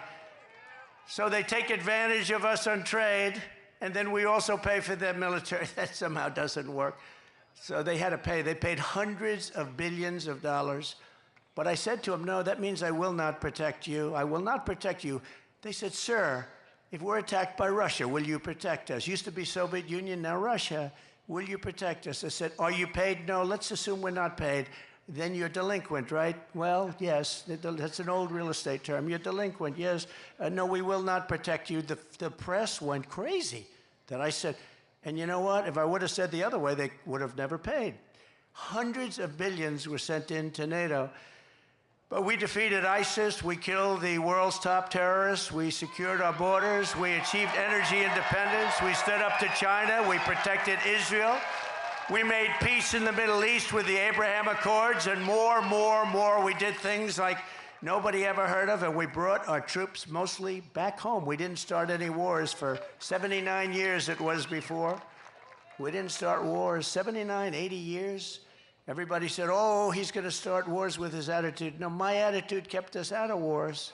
I stopped wars with phone calls. Russia should have never happened. With Ukraine, would have never happened if I were president. Would have never happened. Nope, there was no talk of that. Would have never, ever happened with Putin. Would have never happened. And Israel, October 7th, would have never happened. Iran would have never done that. They had very little money at that point. Now they're rich as hell. But Biden allowed that to happen, and Kamala, where's Biden? What happened to Biden? Where is he? He's on a beach. He's on a beach. You know, he's got somebody that thinks he looks great in a bathing suit. He likes to go to a beach. How do you leave here and go on a beach? You can't do it. There are things you just don't do. People don't want to see you in a bathing suit. Walks badly. It's hard to walk in the sand, you know. He has a hard time lifting his feet through the sand. And then he grabs the chair. The chair is meant for old people to lift and young kids to lift, like, you know, 4-year-old kids, right? And he can't lift it. He needs a little help. The whole thing is crazy. How we ever got that is crazy. And what happened to our country with inflation and with disrespect from all over the world, and all these wars are starting all over the place. And we're very close to a third world war, and don't kid yourself, because they are laughing, but they're not laughing too much. You're a little worried about a certain person winning the election. We had some very good polls today.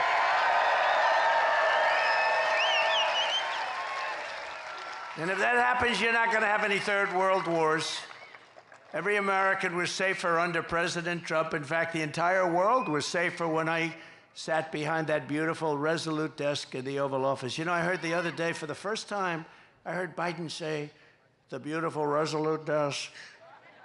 He never said that before. They copy me. When I say we're a nation in decline, guys are copying me. Then they say they shouldn't say that, but they thought the words were beautiful. But they copy me all the time. In that case, it was Republicans that were copying me because they happen to be right, so I don't mind if a Republican copies me. Any of you guys want to copy me. But it's a sad thing to have to say, but they copy me. The resolute desk, he never mentioned that. He doesn't even know what the hell the resolute desk is. Exactly 3 years ago this month, the weakness and incompetence of Kamala Harris and crooked Joe Biden delivered the most humiliating event in the history of our country and one of the biggest military disasters in the history of the world, as far as I'm concerned. No one will ever forget the horrifying images of their catastrophic retreat from Afghanistan. Desperate Afghans fell to their deaths from the wheels of U.S. cargo planes that were 3,000 feet up in the air. Bloodthirsty terrorists poured out of the prisons after Biden and Harris surrendered Bagram, one of the largest air military bases anywhere in the world. We spent billions and billions of dollars building it many years ago. And you know, it was important to keep it. I was never leaving that. I would have been out faster than them. I said, that's not, we were there for almost 21 years. And I said, what are we doing? What are we doing here? And we had no soldiers killed for 18 months while I was there because they knew, don't play around with our soldiers. They were killing them. They were killing them under Obama. Did you see Barack Hussein Obama last night? Take little shots. He was taking shots at your president. And so was Michelle. You know, they always say, sure, please stick to policy. Don't get personal. And yet they're getting personal all night long, these people. Do I still have to stick to policy? Sir, you must stick to policy. You'll win it on the border. You'll win it with inflation. You'll win it with your great military that you built that they gave away $85 billion worth of it in Afghanistan. Sir, you're going to win it on crime. The crime is running through the streets like never before. You're going to win it on all of these things, and maybe especially, I think two things, the economy, inflation, because I view them together, what they've done to inflation, and they caused it with energy. What they did with energy is so stupid. If we were there, our energy, we would be so dominant all over the world right now. We were already energy independent. I made you energy independent, but we would be energy dominant, we'd be paying back debt, we'd be reducing your taxes still further. We gave you the largest tax cuts ever. And a lot of good things were going to happen, but now we're just going to have to sort of call it a delay of 4 years. But these people don't have any idea what they're doing. You had 13 heroic U.S. service members were tragically and needlessly killed. I got to know a lot of the relatives, friends, and mothers and fathers of those 13 people. 45 others were horrifically wounded, and $85 billion worth of the best military equipment anywhere in the world was handed over to these people. In fact, Afghanistan is now one of the largest arms merchants anywhere in the world. Did you know that? They're selling our equipment at tremendous prices. They're selling our beautiful. We had 70,000 armored trucks, many of them armored trucks and vehicles. Think of this. We had 700,000 rifles and guns. I actually say, what the hell did they need so many for? 700,000 rifles and guns. We had goggles, brand new, right out of the box. You know, they didn't fight at night because they never had goggles, right? Good fighters. They never had goggles. Now they have brand new goggles, all left by the Biden-Harris administration. Gave them billions and billions of dollars, just gave it to them, and now they sell that equipment because they don't need 700,000 rifles. They need 20,000, little difference. They don't need 70,000 vehicles. They need 500 vehicles. You have to ask yourself, who bought all that stuff in the first place? Who bought it all? How disgusted we're all when we see, all of us are, when we see 3 days ago when we viewed their parade, our military equipment running down the middle of their main avenue, brand new, beautiful, armor-plated trucks, tanks, and vehicles running down the middle, and they're all celebrating because we have stupid people running our government, and she'll be worse than Biden because he wasn't really a believer, but she's a radical left believer. She ruined San Francisco. She ruined California. And if she gets in, our country doesn't have a chance. This calamity is on Comrade Kamala Harris's shoulders. I think her name will be Comrade because I think that's the most accurate name. You know, I've been looking for a name. People are saying, sir, don't do it. You know all my names. They've all worked. They've all been very successful. And I really didn't find one with her. Sir, she's a woman. I said, so is Hillary Clinton. I called her Crooked Hillary. So nobody complained about that, right? Right? Mr. Governor, nobody complained about that. No, I called her Crooked Hillary. I call people names. I call crazy Nancy Pelosi crazy because she is. She's nuts. You know, Biden is really angry. You know, he's very angry. He was so angry the other night, he's like seething. You ever see a guy make a speech? It's such anger and so uncomfortable, just shouting, yeah. But he's terrible. He's just terrible. Should have never been there. We all know that. Should have never been there. What they've done to this country is incredible. But she bragged that she would be the last person in the room, and she was. She was the last person in the room with Biden when the two of them decided to pull the troops out of Afghanistan. And by the way, pulling them out was absolutely right. I was going to do it. I'm the one that got the soldiers down to 5,000 people. I was going to do it, but we were going to get out last. You don't pull the soldiers out first. You let the soldiers stay last. And the head of the Taliban respected me, Abdul. I had conversations with him. After my conversations, not one soldier in 18 months was killed. but you pulled the soldiers out last. Milley and these guys, you know, we have great generals, but Milley and Mattis and these guys, they didn't know what the hell. I call them television generals. The television generals are no good, but the generals that defeated ISIS, for me, were great. We have a great military. But she had the final vote. She had the final say, and she was all for it. You take the soldiers out. If I took that young person right there, about 5 or 6 years old, beautiful young person, and if I said, I gave little details, like about 30 seconds worth of details. Would you take the military out first or last? Sir, I'd take the military out last. But they took it out first. And then we left hostages, we left all of the equipment, we left everything. And we left Bagram, and now China is occupying Bagram. Bagram being 1 hour away from where China makes its nuclear weapons. Wouldn't it have been nice to have our big, fat, beautiful base? It was probably built there for that reason. But China 1 hour away, and now China is occupying that massive, big base. Some of the biggest runways in the world. They can hold heavier loads than any runways in the world. Under my leadership, we were getting out of Afghanistan, but we were going to get out with dignity, pride, and with strength. When I left office, we had not lost a single service member in the combat in Afghanistan in more than 18 months. And then we had that horrible day where we lost so many, and so many were so badly hurt. Arms, legs gone, face just obliterated. We lost so many great people that day. Nobody talks about the people that were so badly injured. They never mention them. I always mention them. All over the world, our adversaries knew that America was not to be trifled with when I was your commander-in-chief. And you know, it's very interesting. If you look at Hungary, very strong country, very strong leader, Viktor Orban, he said the only thing that's going to save the whole world is Trump has to be president again. We had no problems. We had no problems. He said, we had no problems. I don't use the term, but he did. He said, China was afraid of him. Russia was afraid of him. They always said, oh, I was so friendly to Russia. I'm the one that stopped the Russian pipeline called Nord Stream 2. Nobody ever, the biggest development they ever had to feed oil all over Europe, I stopped it. And then Biden comes in and he gives them everything. He gave them the pipeline. They built the pipeline, but I stopped it. Putin said, that's the worst thing that's ever happened to us. I said, I'm sorry, I have to do it.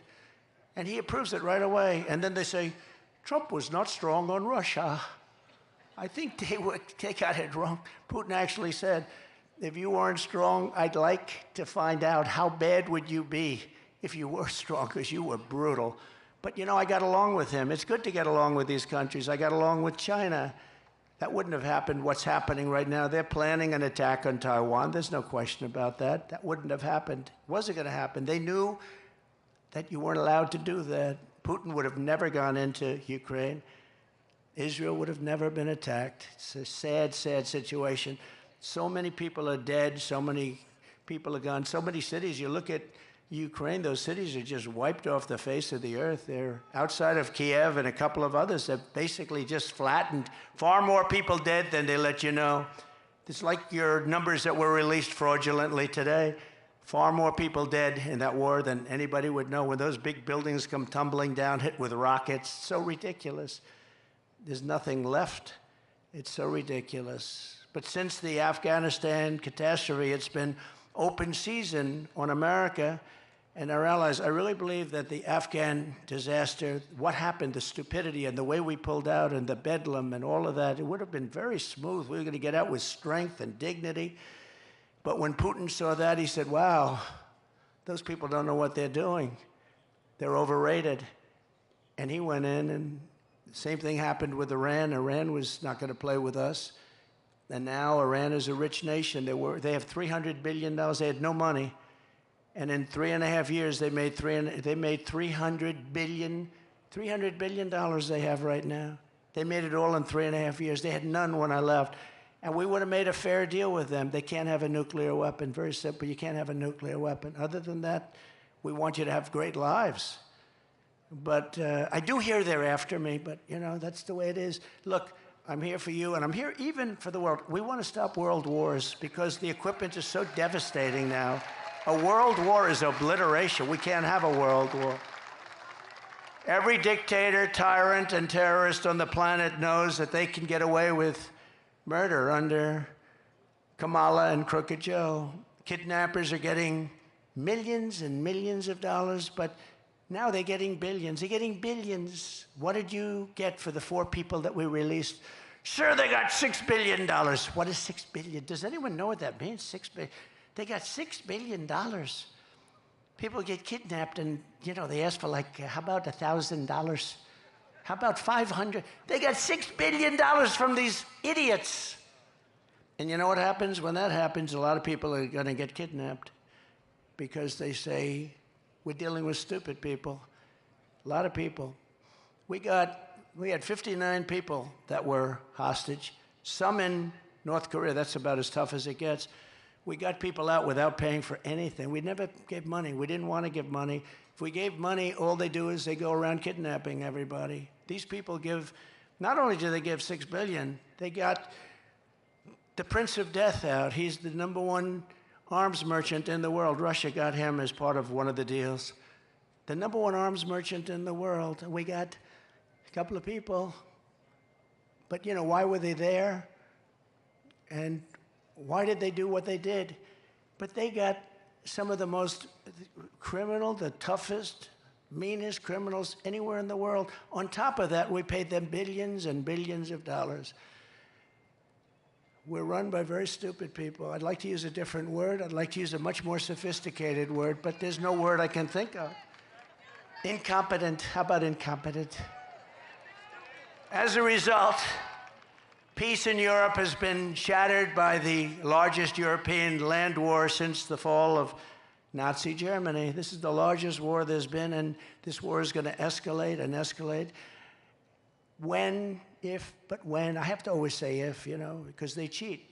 I would say when if they didn't cheat, but they cheat. That's the one thing. They're great at cheating in elections. If we win, I'll get that thing settled before I take the office. I'll get it settled as president-elect. I'll get that war stopped. With Russia, yeah, we'll get that stopped. Ukraine and Russia, we're going to get it stopped, and quickly. It'll be done before I get to office. It would not have happened if I was president. It wasn't going to happen in the Middle East. The Jewish people have suffered the worst atrocities and deadliest attacks since the Holocaust. There's no question about that. The United States has been forced to abandon more embassies under Comrade Kamala than at any time in our history. We're running out. It's not like we're leaving. We're being run out of these embassies that cost us hundreds of millions of dollars to build. You got to see these embassies in the middle of nowhere in a country you've never even heard of. They spent $900 million to build an embassy. The whole thing is crazy. The world is on fire, and Kamala and Biden have marched us to the brink of World War III. That's what we're in. I think, General, you would probably agree. You're one of the experts, I would think, right? I don't even talk to you about that lately. It's so out of control, I don't even have to bother. I just say, look, take a look. But one of the great experts, and we're on the brink. That's why this November, Americans are going to tell Kamala Harris, that we've had enough. We can't take it anymore. You're doing a terrible job. Comrade Harris, you're fired. Get out of here. You're fired. You're no good.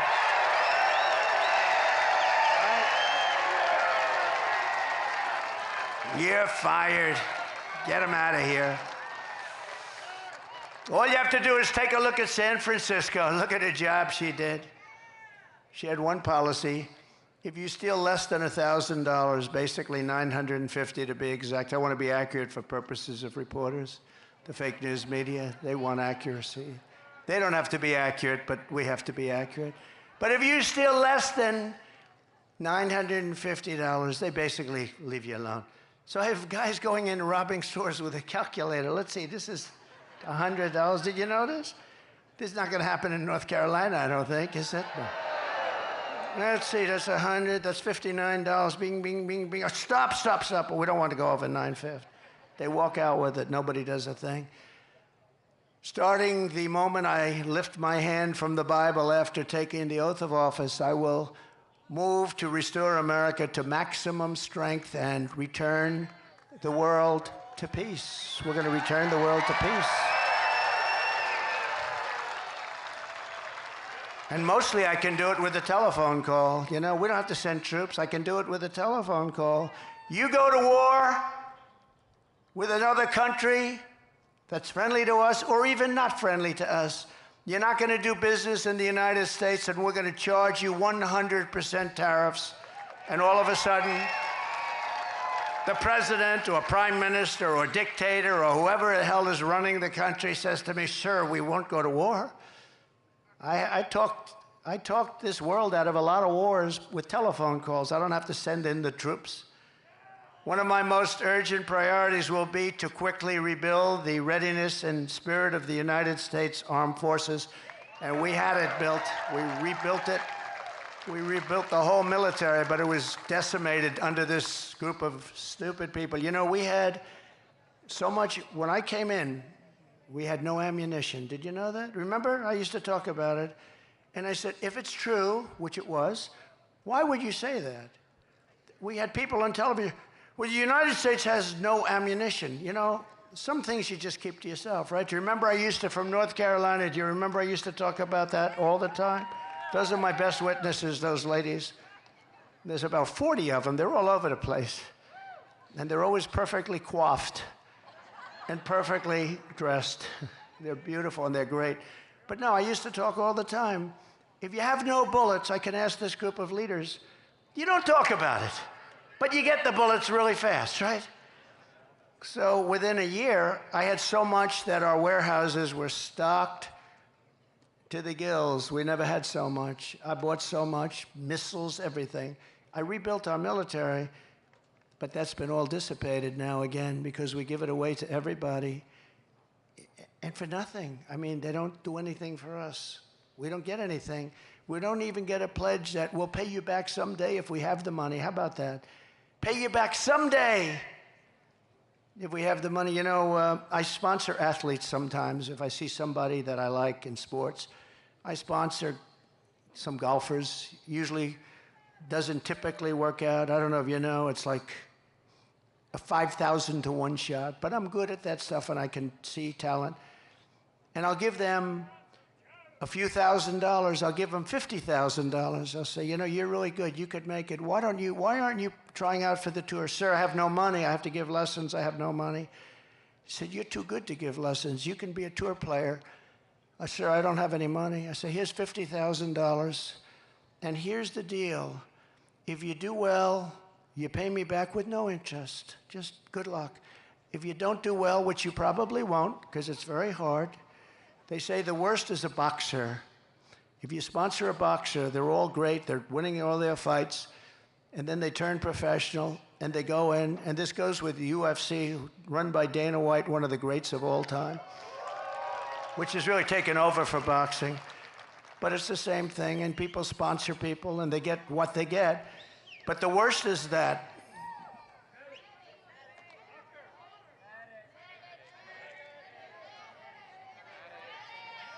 what's wrong? Oh. A doctor, please.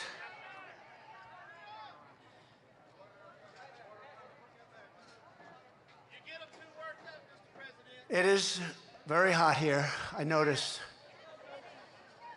It's very hot. And a lot of the people waited for days to get here, so I understand it. Take your time, doctor. Take your time. Thank you.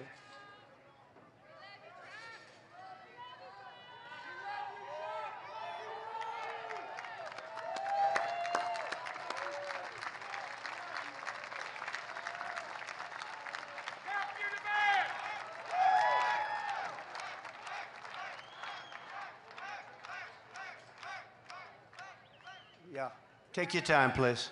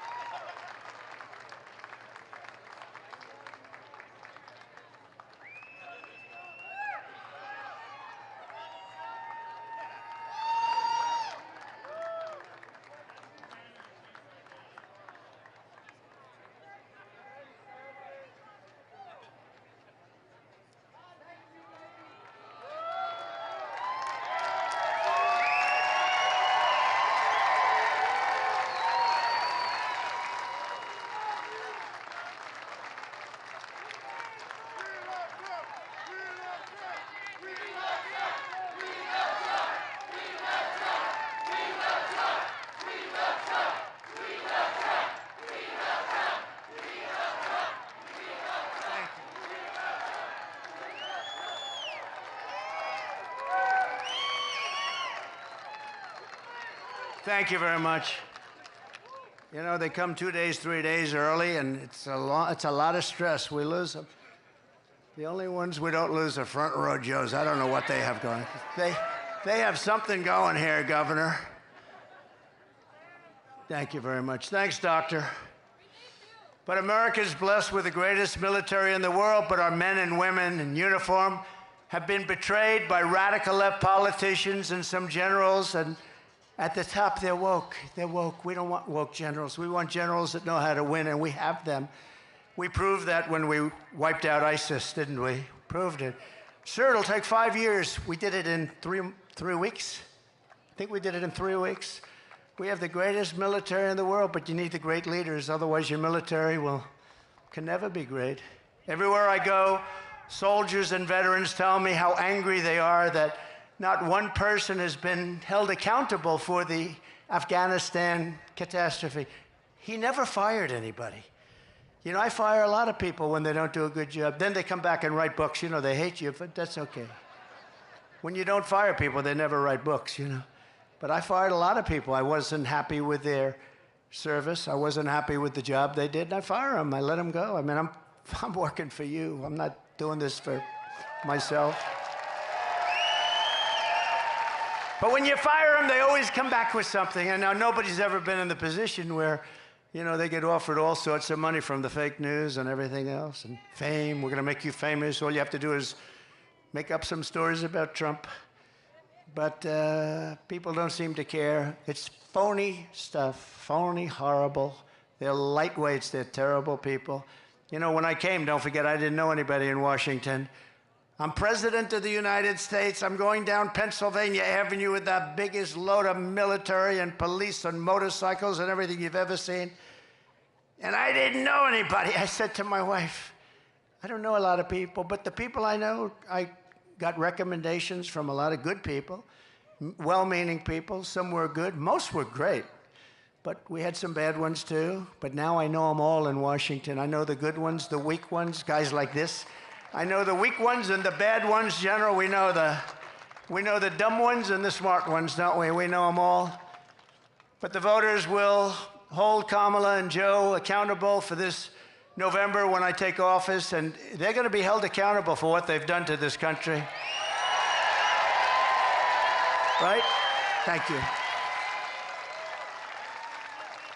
I will ask for the resignations of every single senior military official who touched the Afghanistan disaster. I want their resignations immediately. And I want them on the desk in the Oval Office, the Resolute desk. I want them on at 12 o'clock, Inauguration Day, everybody involved with that disaster. When you have a disaster so stupid as that caused us such problems, you don't know what that's done to the reputation of our country, the Afghanistan disaster. This house cleaning will be a signal to the entire world and America, military, and everybody else. They want people to be held accountable for failure and incompetence, and it's just not acceptable that something like that could happen.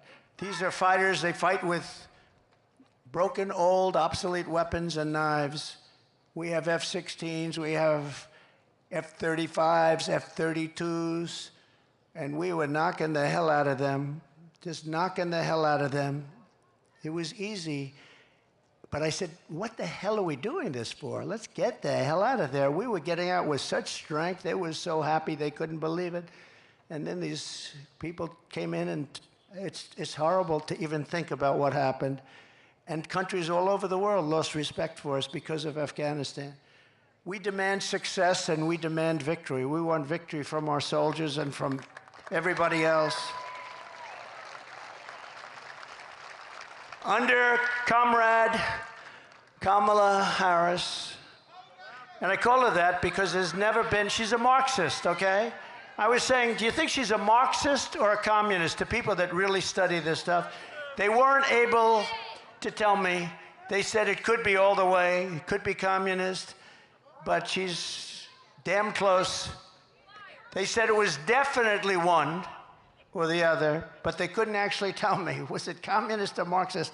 Sir, it's one or the other. We're not sure. We'll figure it out. But under Comrade Kamala, Our military has been abused for radical social experiments. On day one, I will get critical race theory and transgender insanity the hell out of our U.S. armed forces. We're taking it out.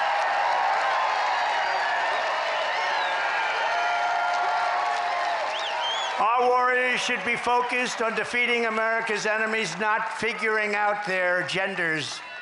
By that time, hopefully, they know their genders. Marxist ideologies have no place in combat. Think of it, they go in and they decide, oh, they're going to change my gender. No, we want them to know their gender when they go in. You have no idea the disruption that that has caused, and the fake news refuses to report it. You know, when I did a ban, I went to a lot of good generals. I said, I'm not going to tell you names. Just tell me, is it the right thing or the wrong thing? The wrong thing, sir. It's the wrong thing. And I had unanimous support. And then we did it. I didn't do it. Other people did it. They reversed me as soon as they got in, like almost the first day. I didn't do it. But they allowed things to happen to our military that just not right. If you want to have a sex change or a social justice seminar, then you can do it somewhere else, but you're not going to do it in the Army, Navy, Coast Guard, Air Force, Space Force, or the United States Marines. Sorry. You're not going to do it there. The military brass that led these absurd and insulting initiatives will likewise be removed, and they will no longer be in command. They're going to be gone so fast. Kamala and Crooked Joe purged 8,000 service members from our military for refusing their COVID vaccine mandate. They refused to do it. We didn't want a mandate. The mandate, you just can't do that. I will rehire every patriot who was fired from the military with an apology and with back pay. They will get their back pay and an apology from our government. Hopefully they have great jobs right now and they're making a lot of money, but if they want to come back in, they get an apology and we sign them up and they get their back pay. Should have never happened. The mandate stuff should have never happened. Thanks to Comrade Kamala and Joe Biden, morale in our military is now so low that almost every single branch is suffering a major recruitment and retention crisis. You know that. Upon taking office, I will begin the largest peacetime recruitment drive in the history of the armed forces. We have to fill our armed forces with great people, but they don't have spirit now. There's no spirit. Used to bring, other soldiers would bring their friends in. Now that doesn't happen. Almost never happens. The sense of spirit, pride, and prestige will soon come roaring back and reach levels never seen before. We're going to make it so hot that I'm going to want to resign and join the military. I don't know what rank I would start at. I guess I started private. I don't know. What rank would I have to start at, General? I have to start pretty low. He said, you'll start at the top. All right, then I'll stay here. That's very good. You'll start at the top. He knows what to say. America's military must always be unrivaled and unbeatable. I mean, I see reports coming out where they do studies, and they said, under these circumstances, we'll lose a war to China. Number one, if it's true, why are we saying it? And number two, it shouldn't be true, should it? It shouldn't be true. Not going to happen. Why would they release a report like that for China to read? We're vulnerable here. She said they're idiots. That's a good word, too. Who's the woman that said that? Stand, please. Who said that? That's very good. No, it's true. She says they're idiots. No, they released a report talking about all of the vulnerable areas. We need more this, we need more that. We're weak here, we're weak there. I don't know who does this report. Why would you release a report like that? So after years, that's like saying we have no ammunition. Well, ladies and gentlemen, we have no ammunition at the time. We're the United States of America. You know why? We gave it all up to Ukraine and various other places. We gave them everything. Empty our warehouses of all of our ammunition. Let's give it to people free of charge. Free of charge. Costs billions. Free of charge. Everything's always free of charge. So after years of horrific depletion with the comrade sending our missiles and airplanes, ammunition to other countries, I will make a historic investment in rebuilding the U.S. Armed Forces. I did that once before. But I have to do it again because they've depleted it, just like they've depleted the strategic oil reserves, you know? We have the strategic, in all due respect, it's not for filling up your car so that you have 4 cents a gallon less and that you vote for Crooked Joe. It's not meant for that. It's meant for war. It's meant for tragedy. It's meant for real stuff. It's at the lowest point today in its history. We almost have nothing left.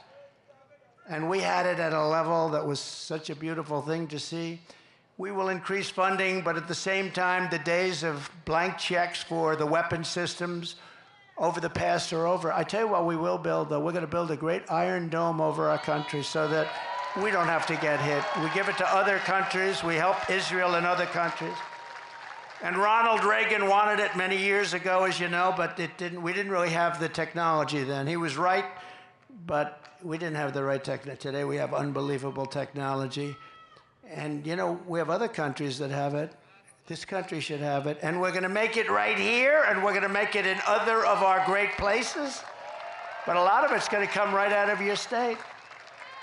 It's time to create the arsenal of the 21st century. We need that. That means aggressively shifting funding to keep America on the cutting edge, investing heavily in drones and robotics and artificial intelligence and hypersonics. Do you know, hypersonics, these are missiles that go 7 times faster than a fast ordinary missile. 7 times faster. So fast that for the most part, you can't shut them down and you can't shoot them down. They're going at levels of speed that nobody thought was possible. Do you know, that was our technology that was stolen by Russia. And Russia has them, and I started them very quickly. But somebody gave Russia, years ago, before me, all of our plans and specs for hypersonic missiles, and they built them, and we didn't. He said Bill Clinton. He could be. It might have been, in all fairness, might have been a little after Bill Clinton. I used to like Bill Clinton. Can you believe it? It could have been Barack Hussein Obama, perhaps. We should ask him. Now, he was very nasty last night. I try and be nice to people, you know, but it's a little tough when they get personal. Please, again, remember, please, sir, don't get personal. Talk about policy. Let me ask you about that. We're going to do a free poll. Here are the 2 questions. Should I get personal? Should I not get personal? Ready? Should I get personal? Should I not get personal? I don't know. My advisors are fired. No, we'd rather keep it on policy, but sometimes it's hard when you're attacked from all ends. I mean, they want to put you in jail for nothing. For nothing. For cases that the legal scholars all over the country have said there is no case, and they want to put you in jail. And I could have done that to Hillary Clinton. I could have put her in jail. She turned away subpoenas, and she damaged stuff, and she wouldn't give things after a subpoena was sent. After, from the United States Congress, I said to myself, we want to bring the country together. Wouldn't it be terrible to put the wife of the President of the United States in jail? Wouldn't it be terrible? And then I come out, and they do it to me. And there's no feeling as, wouldn't it be terrible? But we won the big case in Florida. That was totally won. And Biden didn't. You know, Biden documents, I had the Presidential Records Act. I had a right to do whatever I wanted to do. That was passed in like 1978. But Biden didn't have a right to do it because he wasn't president. And he was there for 50 years. He took stuff. And the ruling was basically he's guilty as hell, but he's got no memory.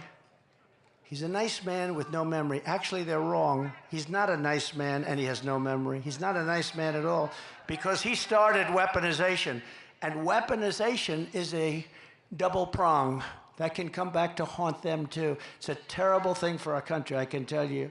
A terrible thing for our country. We need a dramatic increase in research. We need a very dramatic increase in development.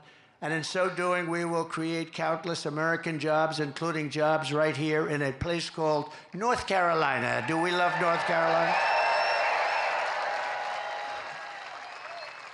we Laura Trump is from North Carolina. She named her daughter Carolina, the wife of Eric. I now say that he's the husband of Laura. We changed it. He's great. He's great, and it's a great couple, but she loves this place. She just loves it. She's here all the time. And, you know, she comes and we love her too. She's amazing. She's got a great talent, and she, along with Michael Watley, are running the Republican National Committee and doing a great job. You know, a lot of times when you do that, they'll say, oh, family. Let me say, this is not a job that this is a tough job. And our primary focus is not to get out the vote. It's to make sure they don't cheat. Because we have all the votes you need. You can see it. Every house along the way has signs. Trump, Trump, Trump, Trump Vance, Trump Vance. And by the way, Vance is doing a great job. Vance is doing a great job. Look at that beautiful red Vance. No, but these signs are all over the place. I see it everywhere, no matter where. In Florida, they're all over. Because people want to see common sense. You know, we're the party of common sense. It's not conservative, liberal. They don't want to be called liberal anymore. They want to use progressive. We're progressive, progressive. I think liberal is more appropriate. Progressive is such a beautiful word, right? You know, it's progressive. Progressive means go forward. They don't go forward, they go backward. As we rapidly rebuild American deterrence, we will quickly restore peace and stability in our country, but all over the world. We'll make our country a much safer place. We're in grave danger of a war, a third world war, I tell you. Before I even arrive at the Oval Office, and as I said, we're going to do things that are going to be shocking to people. But what I'm going to do more than anything else, I'm going to get things in line, and we're going to prevent that World War III. And if you look at what's going on with Ukraine and Russia, if you look at now there's an incursion into Russia, then there'll be another incursion the other way, then there'll be, and then all of a sudden, bad things will start to happen. They're already starting. By contrast, if Comrade Kamala wins this November, World War III is virtually guaranteed to happen. Everything she touches, she destroys. Everything that she's touched, you look at her life. She was district attorney in San Francisco. The place went to hell. It was the best city in the world probably 15, 18 years ago, 20 years ago. Maybe in the whole world, it was one of the best cities in the world. Then she becomes the Attorney General of the state of California. That place went to hell. It was helped by Gavin Newsom. Newsom helped, but she was terrible. And it's crime-ridden, and I mean, you can't walk down the sidewalk anymore. It's just unbelievable what's happened to that state. So sad. Best weather, beautiful ocean, everything is good, but they've just let it go to hell. And she's going to do the same thing to the United States. And when she says, I'll let you frack. Her whole career, she said no frack, in Pennsylvania in particular. No, because they get tremendous wealth from fracking. They're going to be stopped, 100% they're going to be stopped. She just changed her view a few months ago. You got to see, you know, she ran against Biden. There were 22 people running. She was the first to leave. She quit because she went down like that. And she was the first one out. She never made it to the first state in the primary. She never made it to Iowa. Never made it to Iowa. She didn't get one vote. And she still hasn't gotten one vote. And she won't have one vote. Think of it. Biden, I'm not a fan of Biden. I think he was terrible. A terrible president. What he did to our country, you look at him with the planes and the stairs and the falling all over the place, and he had no idea what the hell was happening. He couldn't find his way off a stage. A stair here, stair there, stair. I got stairs all over the place. He'd finish his speech. I'd look around. Where am I? His speeches lasted. The nice part, it was good in the hot sun because they lasted for about 2 minutes and you could go home. But nobody would come anyway.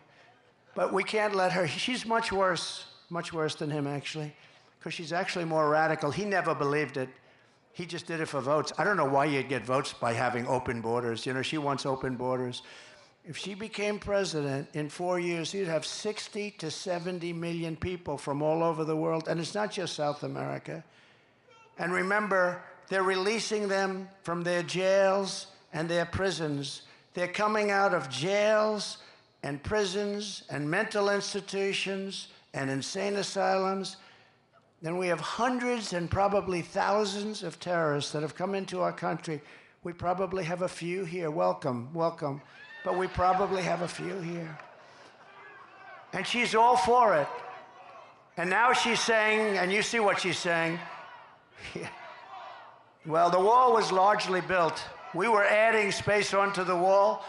We built hundreds of miles of wall. I actually took it because Congress gave us a hard time and the Democrats were brutal. We had 11 lawsuits and we won all 11, but I took it out of the military. I called it an invasion of our country. It was an invasion. And we built hundreds of miles of wall, and then I was going to do 200 extra. We ordered it. It was there. And we had that rotten, horrible election, that horrible election where we did much better than we did the first time. And bad things happened, and all of a sudden, I hear that they want to have open borders. And I thought they were kidding. Who the hell wants open borders? And then they said, we'll give you health care. You know, now they're saying all about how they're getting tough on the borders and how they were tough, except they have a couple of problems. Do you know that we flew in 1 million people, airplanes, over the top of the border, beautiful airplanes. They're flying them in. If you want to stop people, you're not flying them in on airplanes and many other things. No, they wanted open borders, and we have a country that's loaded up with many, many criminals right now, of the worst. They emptied their jails. They emptied their jails and prisons. They emptied their mental institutions into our country, largely. Now, they're continuing to do it. But if you look at many of these countries that we're talking about, frankly, who can blame them?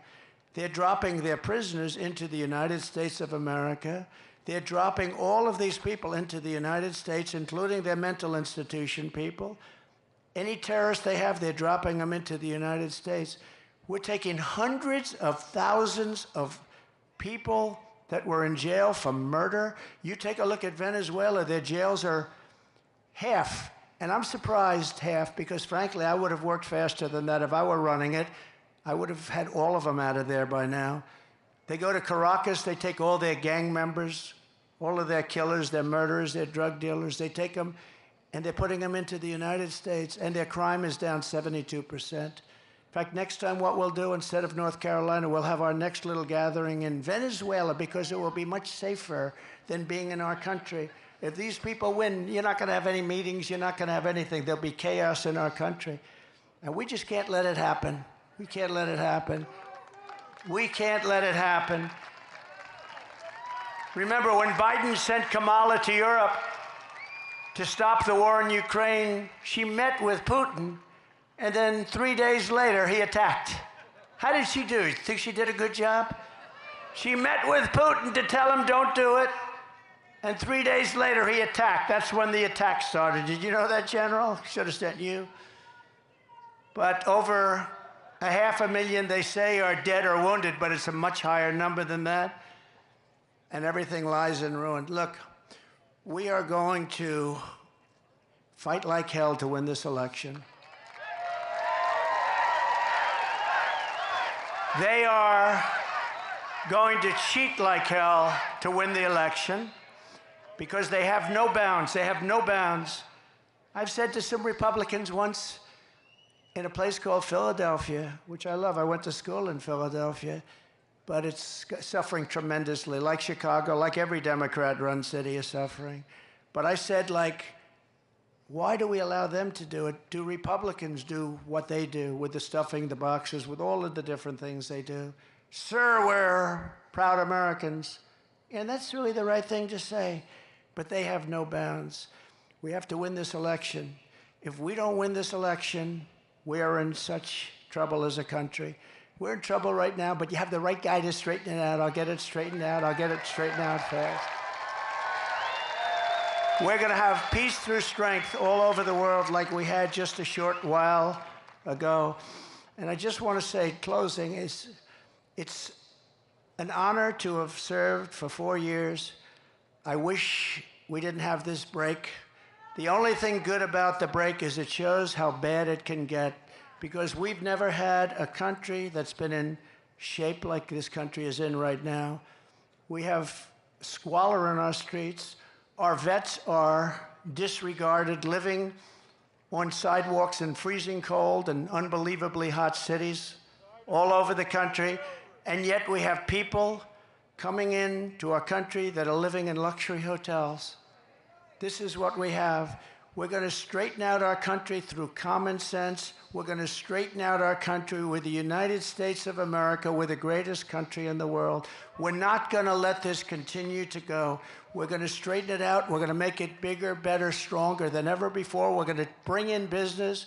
We're going to use tariffs to take advantage of our great strength and to, frankly, hurt countries that are hurting us and have been hurting us on trade for many, many years.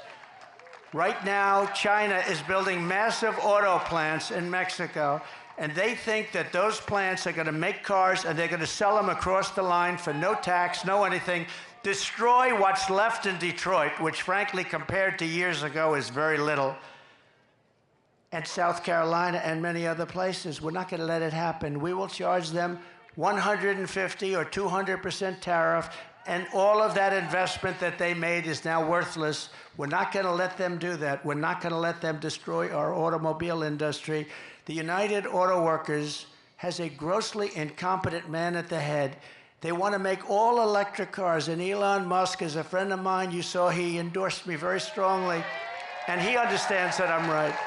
And I love electric cars, and they have an incredible purpose. They have an incredible purpose. They're unbelievable what they can do, and he makes a great product. But I told him, I said, you know, before you endorse, you have to understand, we have to have gasoline-propelled cars. Again, we have more liquid gold than anybody anywhere in the world, more than Saudi Arabia, more than Russia.